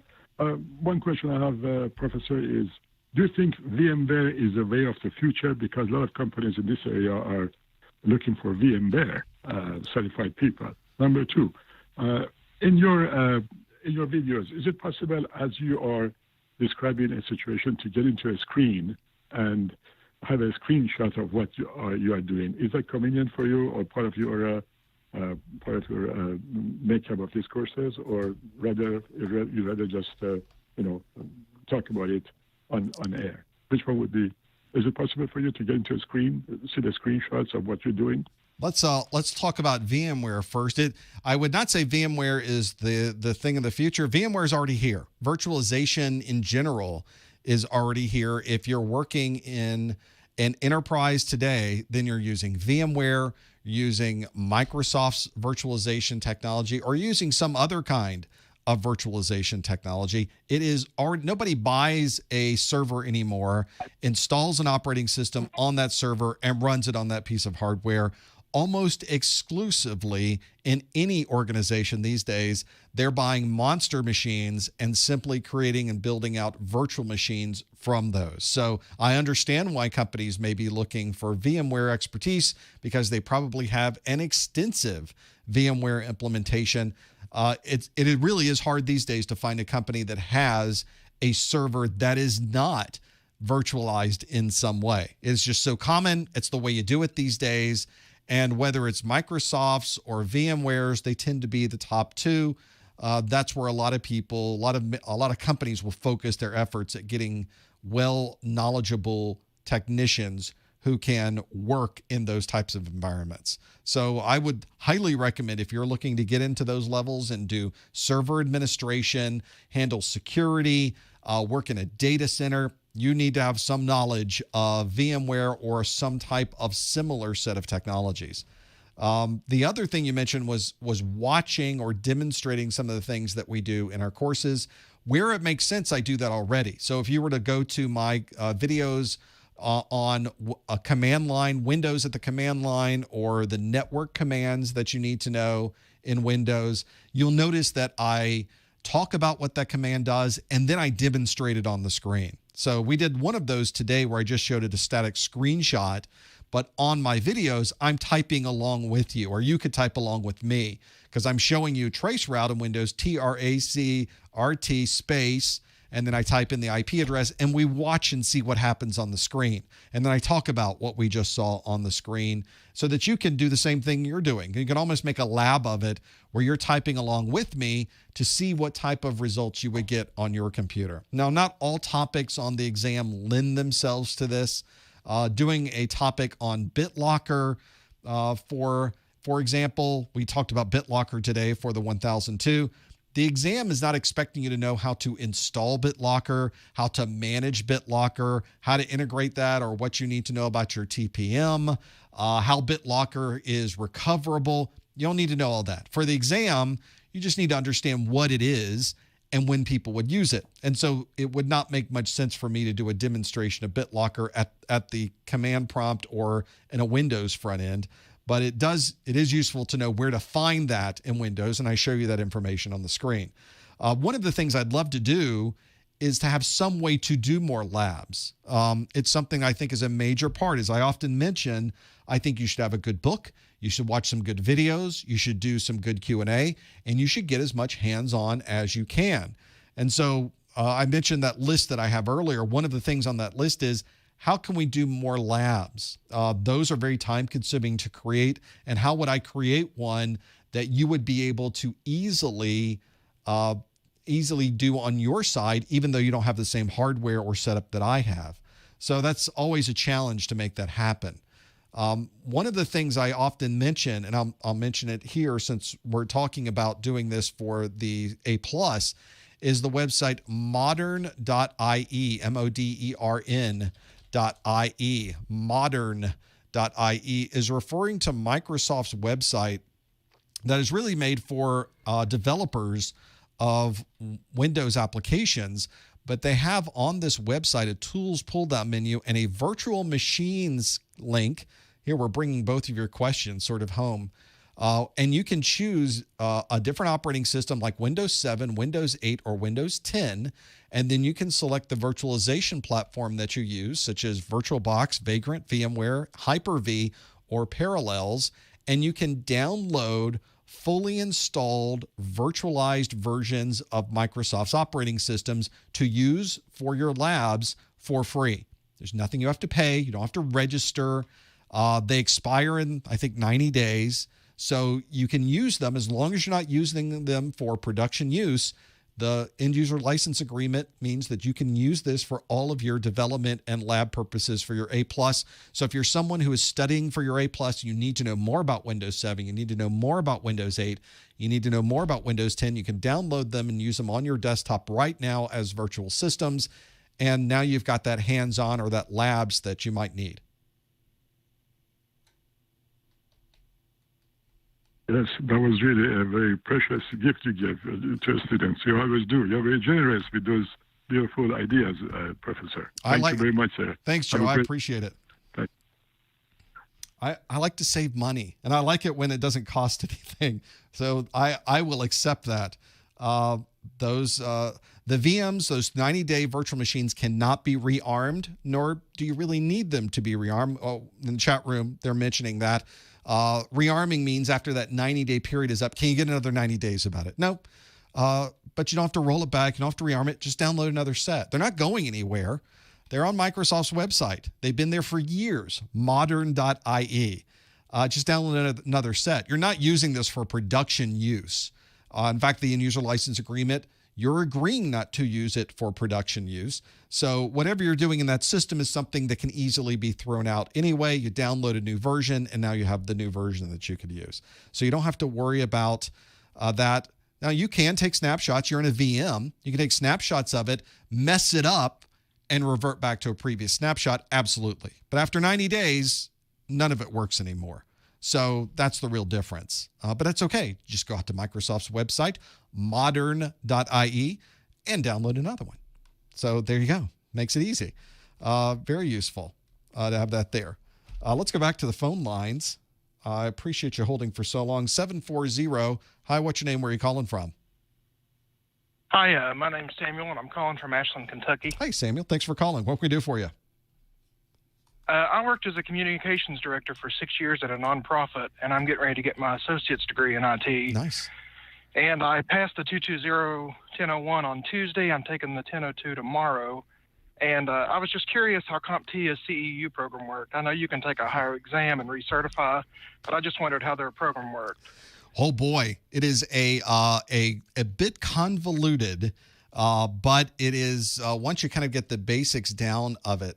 What CompTIA has tried to do for renewals is they've tried to give you the ability to choose the way to renew that makes sense for you, and so they do the typical thing. I think if you go to most companies that have this type of certification renewal, they have a way to collect continuing education unit credits or to collect credit hours that you can then apply to this.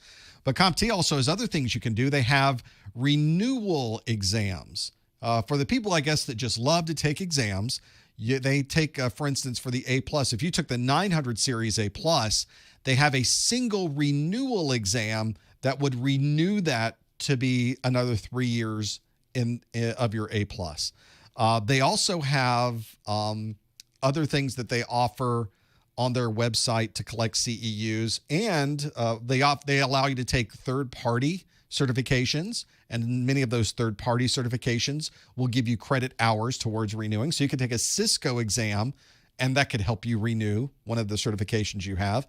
They also have introduced in the last year or so something called CompTIA's Cert Master CE for continuing education. Cert Master CE is one where you take an online training course, and then at the end of the training course, you're recertified for 3 years. It probably is the easiest thing they've ever done to renew your certification. There was someone who came to my site a couple months ago, and they said, my certification expires tomorrow. What can I do to renew it for 3 years? Well, you're not going to be able to collect CEUs. You're not going to be able to take a third-party exam. But I said, you pay just a little bit more for a Cert Master CE than you would have spent to pay the normal maintenance fees to collect CEUs. You pay for that. You can do it in just a few hours, and you're recertified. He came back the next day and said, that was easy. It literally took me 2 hours. I went through the whole thing. I made sure I got every question right, and I got renewed for 3 years. I made a video on this, how to renew your A+ or renew your CompTIA certification in just a few hours. That's the name. That's the title of the video.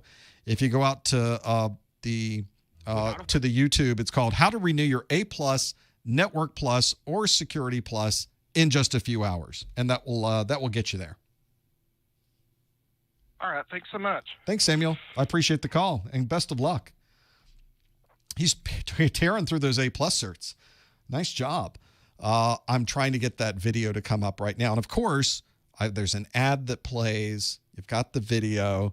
So the video, there it is. So if you happen to see how to renew your A+, Network Plus, or Security Plus in just a few hours, that's the video where I take you through all of those different options. I tell you the advantages and the disadvantages for both of each one of those options, and then I explain what that Cert Master C is. So that would be useful. Back to the phone lines. Let's go to 202. Hello, caller. What's your name? Where are you calling from? Hi, I'm from the nation's capital, Washington, D.C., Nice. Professor Mentor, and I would just have 2 questions. Sure. My first question is, this is my first time in the study group or whatever, and I was wondering if you have a section for the new simulations, because I'm having trouble with them. Some of these simulations are brand new, and not a lot of people are covering them, except for you. Maybe you have an explanation for this. And second of all, my second question would be, how can I, as a brand new IT, stand out? It's one of those. How can I stand out? How can I stand out from other IT members? How can I? Yeah. Okay, well, let's take the topic of performance-based questions first, because it's one thing that that sometimes challenges people on the exam. I think most of us are accustomed to having questions where there are multiple choice questions. You get A, B, C, or D, and then you choose one of those. We're very comfortable with that. We've had to bubble in our test sheets in school forever. We know how these work.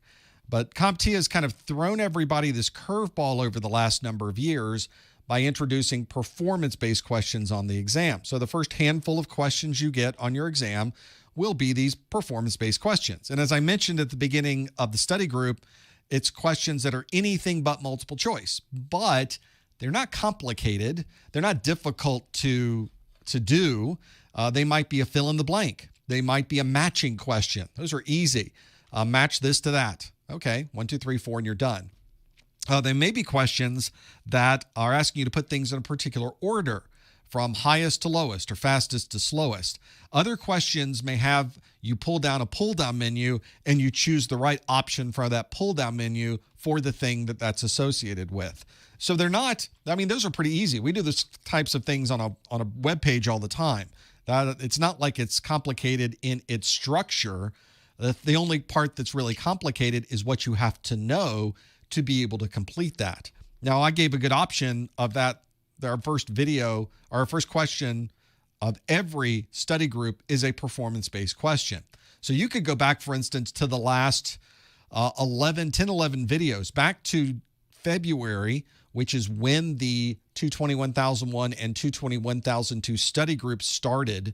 And you can go to the first new question each month and see an example of a performance-based question and step through what those might be. Now, some of the questions you get on the CompTIA exam might have more graphics associated with them. They might be at a Windows prompt and ask you to perform a Windows function. Some of that I'm not able to do. Most of the questions that I can do are matching questions, fill in the blank, putting you at a command prompt.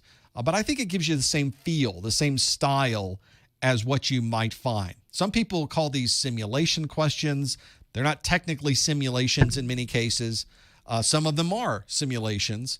But you could be asked for a matching question, for example, which is not a sim, but it is something different than a multiple choice question.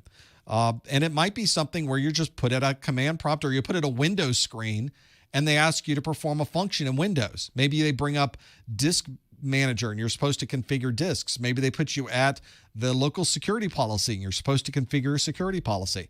Or they put you in Windows Firewall and you're supposed to configure a Windows Firewall setting. You never know exactly what it's going to be, but all of those things I just mentioned are pulled directly from the exam objectives. So it's another one of those examples of if you know the objectives, you should be fine to be able to complete these on your exam. And what I probably would expect from the exam is not all of the questions will be fill in the blank. Not all of the questions will be in a simulator of Windows that are command prompt. It'll be a mixture of things. So don't worry that suddenly you're going to have to know where everything is in Windows and where it all fits and how it all works together. You might get one question like that. So don't overthink it. Don't over worry about performance-based questions. As long as you know what's in the exam objectives, you're going to do fine. Okay. Thank you. Just my last question. I couldn't really say it, but what can I do as a brand new person in the IT field? Well, because I know the career is very demanding and there's so many people trying to join in. Any tips you have? It is in many ways very competitive. And the tip I would give is it kind of fits with the way I got into IT and what worked for me is I tried to specialize in certain technologies. And some of the specializations were in technologies that I knew nothing about, but nobody else in the company wanted to touch it.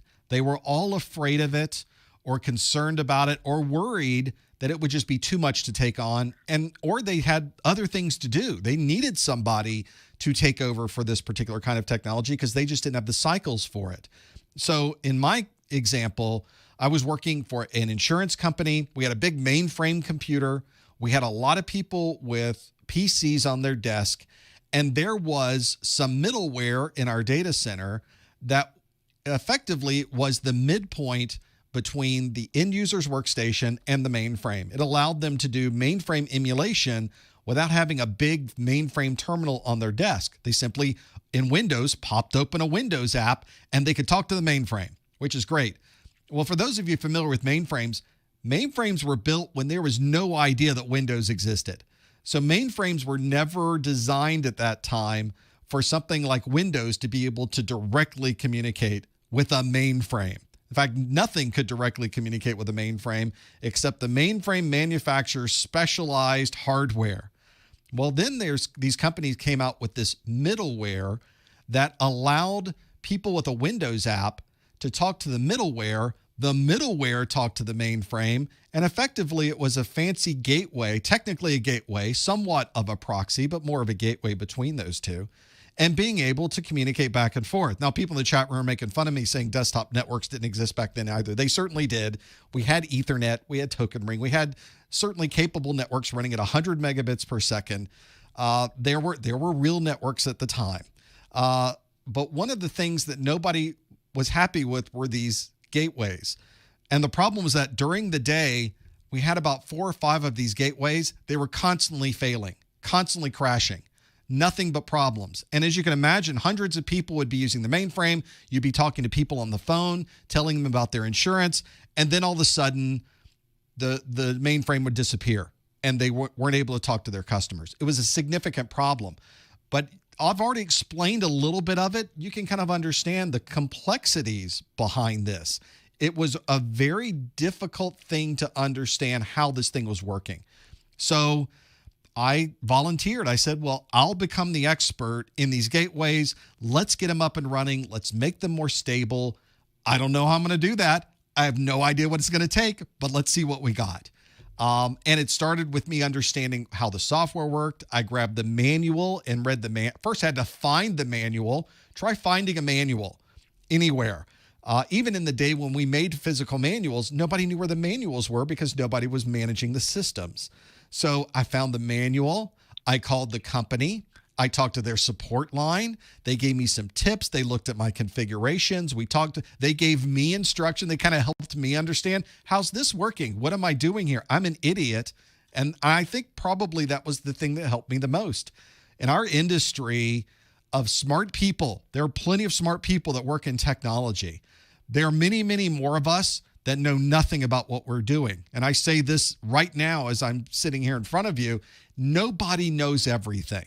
And in fact, most of us know a lot less about everything else. So anytime we're trying to learn more about a technology, I'm the first one in a room to hold my hand up and say, hold on a second, go through that again, help me understand how that works. Because I've never touched this before, and I have no problem calling myself an idiot. So tell me how that works. And what's nice about the people we work with in this industry is a lot of people are very happy to tell you, oh, let me explain it to you. Here's how it works. And they took me through how this gateway worked. And they said, here's the thing that would really help you a lot. Do this, have this in place, work through this thing, have that available. And we got the gateways changed around. We tweaked some configurations, and we went from crashing 4 times a day to only crashing once a day, made some more changes. And then we finally had them up and running all the way through the day with no problem at all. We got rid of whatever problem it was. Some of them were memory leaks. Some of them were configuration issues. Some of them were related to the connectivity. But we got all those little things worked out. And I even implemented a way that we would have backups. If one failed, we would have another one on standby. We could click a button and it'd be up and running again. And I became the expert in that technology. Just going through that process made me realize more about how I learn about the technology, whether it was the gateway or anything else, and how that fear of failure is often the thing that keeps us from doing the thing that we need to do. And fear of the unknown in our industry is rampant. What I've often found, though, is even though I've been scared to get into that technology, once I get in and learn about it, I look back and think, well, that was it? I was worried about this gateway, and all it was some configuration files in a text editor and me monitoring certain aspects of the operating system based on what tech support was telling me. That's how hard it was. But other people looked at me like I was some type of genius for keeping the system up and running. But there was nothing genius about it. I didn't know anything about it. I was as dumb as anyone else. But I at least got some stick time. I got some hands-on. I got really understanding more about what it was doing. And you become the expert in your particular area for that thing. You know more about that niche than anyone else does. And that is kind of the answer to a very long answer to the question you asked, which is find the niche. Find the thing that nobody else is looking at, that everyone is worried about, that nobody else is taking care of, and become the expert in that niche. And if you do, you will then be able to be the person that everybody comes to solve that particular problem. And then you'll be able to leverage that to do whatever you'd like to do on the next step. That's my biggest recommendation. Get rid of the fear. Get rid of the worry that it's going to break, because, by the way, it's going to break. Are you going to mess up some stuff? Oh, yeah. You're going to mess up some good stuff. I've made some enormous problems and errors in my career. I've made some doozies of problems in my career. You just have to be sure that you have a plan B, that you have a backup, that you at least know what to do next, and just don't be afraid of it. And as long as you're happy to plow directly into that brick wall, just be the kind of person who stands up again and just starts running again, and you're going to do just fine. Thank you so much for your time, Professor Messer. I feel more confident now, and I'm ready to take my last CompTIA A+ exam. You're going to do great. I appreciate the call. Best of luck. That's one of the things I think that always challenged me with what I was going to do next, was always that fear. And it just always hit me once I was done going through this that I was worrying about this for nothing. There was nothing about that I should have been afraid of. Was it hard to learn it? Yes. Were there a lot of hours involved? Yes, there was. But I look at it this way. One of the very first jobs I ever had was working in the fields. Quite literally, the guy would pick me up in a pickup truck at the beginning of the morning. The sun wasn't out yet. They would have a bunch of people hop in the back of the pickup truck. We get to the field, they hand me a hoe, and I would get rid of the weeds for the rest of the day. They pop me back in the truck and they drive me through. This was when I was in high school, and this was my parents doing. And it was a very smart thing for them to do, because it immediately made me realize how important it would be to have a job where I sat down all day. I often say in IT, we're not really doing work. It's not really work. Sometimes it is work. If you've ever had to put stuff in a rack, there is some work involved, but we're not out in the fields. We're not killing ourselves with menial labor. But we still have these challenges and these fears and anxieties about getting these things done. What you really have to do is approach those head on and recognize that it may not go as well as you would like.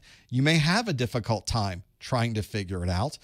And it's interesting how other people give you a little more slack when you're telling them up front, by the way, I have no idea how this thing works. I'm more than happy to jump into this thing. I'll become your expert in this thing. Just give me a little slack and I will get in there and figure it out. It's different if you show up and go, I know everything about technology and let me fix this thing for you. And if everything goes sideways, suddenly they're looking at you like, I thought you were the genius in this thing. Maybe that's my secret, is to act stupid. Maybe I'm the dumb blonde of networking, and I'm fine with that, because it has allowed me to get into these things, figure it out, fix it, and then go to the next thing. The whole time, scared to death it's not going to work. That's IT right there. I always read on Reddit where people will get a job and they have that fear at that point that they have Peter Principled themselves right into a job where they have no idea. The Peter Principle is one where you work yourself up into a job where you now are completely ignorant, that you've gotten so good that you've now raised up to a level of management or whatever that level is in the organization that you now know nothing. Well, perhaps not quite that bad with IT, but we do have that situation where we're jumping into technologies all the time where we might not know everything about the technology. We may know very little about the technology. And so what most people will find is their first job in IT is one of where they feel like the imposter. They feel like they're the person who should not be in that job. I just passed my Cisco certification. Now they hired me for this job. Are they going to find out that I don't know as much as they think I do? Nobody cares. None of us know as much as we need to know. We are constantly having to read and keep track of these things. We're constantly faced with new things we've never seen before. That's normal IT. The real challenge and the real thing you have to do is get a good foundation in place. That if somebody approaches you with a problem, you have a structured approach on how to solve the problem. Very few times you'll be able to say, oh, I know what that is. Type this, click this, and you're done. when that happens, it's almost a freebie. You're like, wow, I don't know how that happened, but we got through that. It's usually something more complex. There's more devices interacting with each other. There's a software bug. There's a glitch in the matrix. There is a memory leak that we have to deal with. And you have to go through a process then. Let's call tech support. Let's get this open. Let's grab the crash files. Let's go through the monitoring process with this. It's not an easy fix, but you have the foundation of what you need to do to get that resolved. That is the pretty normal thing in IT. Do not worry that you do not know everything. You will not.